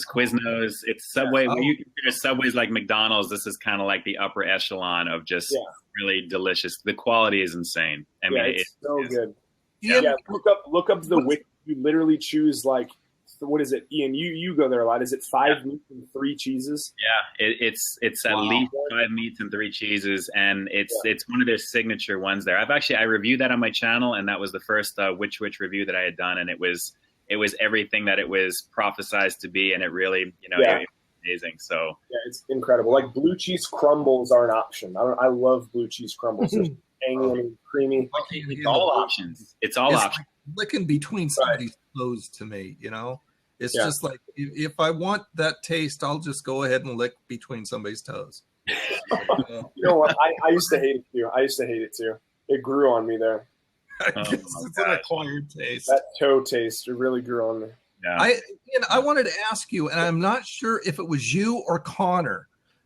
Did you recently do the fondue fries from Wendy's, or was that Connor? Yeah, I know I did it there. Connor, I'm not sure. I have not checked. Was it you that got the 3 whole strips of bacon on it? It was decent when I did mine. I didn't specify 3. It was at least maybe 2.5 sticks, but broken up. But were they strips? Not strips. They were broken. They were chopped up. Okay, then it was Connor. Connor got this little piddly little bit of cheese that was hidden under 3 entire strips of bacon. They didn't even crumble it up or anything. I thought, oh my goodness, that's got to be the laziest worker I've ever seen in my life. 3 whole strips of bacon. How are you going to eat fries with a strip of bacon on top? It was just so ridiculous. No, Tony, you had the best presentation of that from what I've seen, because you had a gargantuan amount of cheese sauce. Mine was like just okay. It was did good. They packed me with the cheese sauce and they packed me with the bacon, and they were really good. Like I said, it's not something that I would go back specifically for, but yeah it was good stuff. So and they did it right. What happens when I get a full-time job is I don't even know what you guys are talking about. The fondue fries? I have no idea what you're talking about. The bacon Gouda burger and the fondue fries? I have a Wendy's, I usually, but I haven't heard anything about that, or like I haven't. It's terrible. I had to find out what it was inside Wendy's because they don't have it on their front page, which place is going to show you the newest stuff on their front page. They didn't have it anywhere. What's the difference between like the Baconator fries? It sounds like it has cheese sauce and bacon. Just the cheese. It's a Swiss Gruyere. Yeah. Okay. Swiss Gruyere. It's like a melting pot. If you've ever been to like melting pot where you have like the big fondue bowls of Swiss Gruyere or any type of cheese and you dip the bread and stuff like that, it's that type of consistency, which means you have to really kind of get to it as soon as you get it, or else it congeals a little bit. Right. But it really is it's a very decadent burger. I wouldn't say it's up there with Buttery Jack like that, but it's the upper echelon for Wendy's, and it's easily one of the best sandwiches, I think, or burgers they've had. Yeah, I've got to try the burger. I haven't done the fondue burger, or what is it? The Gouda burger? Or? Now the Gouda, it's got Gouda cheese. It's a Gouda bacon cheeseburger, but the Gouda is very muted because the Swiss Gruyere is a very strong, pungent type of cheese. They put the cheese on the burger too, the fondue cheese. Yeah, if you see the thumbnail on there, I took the PNG file of that and amped the color saturation so you can see it really close. It's dripping. Right, Wendy's Gouda bacon burger. All right, who do you think is the #1 result on the SEO? Wendy's Gouda bacon burger. The Got the Munchies show. Good for you, dude. He's got, I don't know how it doesn't show. But that's awesome. And then KBD, Dame, Joey, the report of the week. Have you guys seen his videos? Yes. I've never heard of him.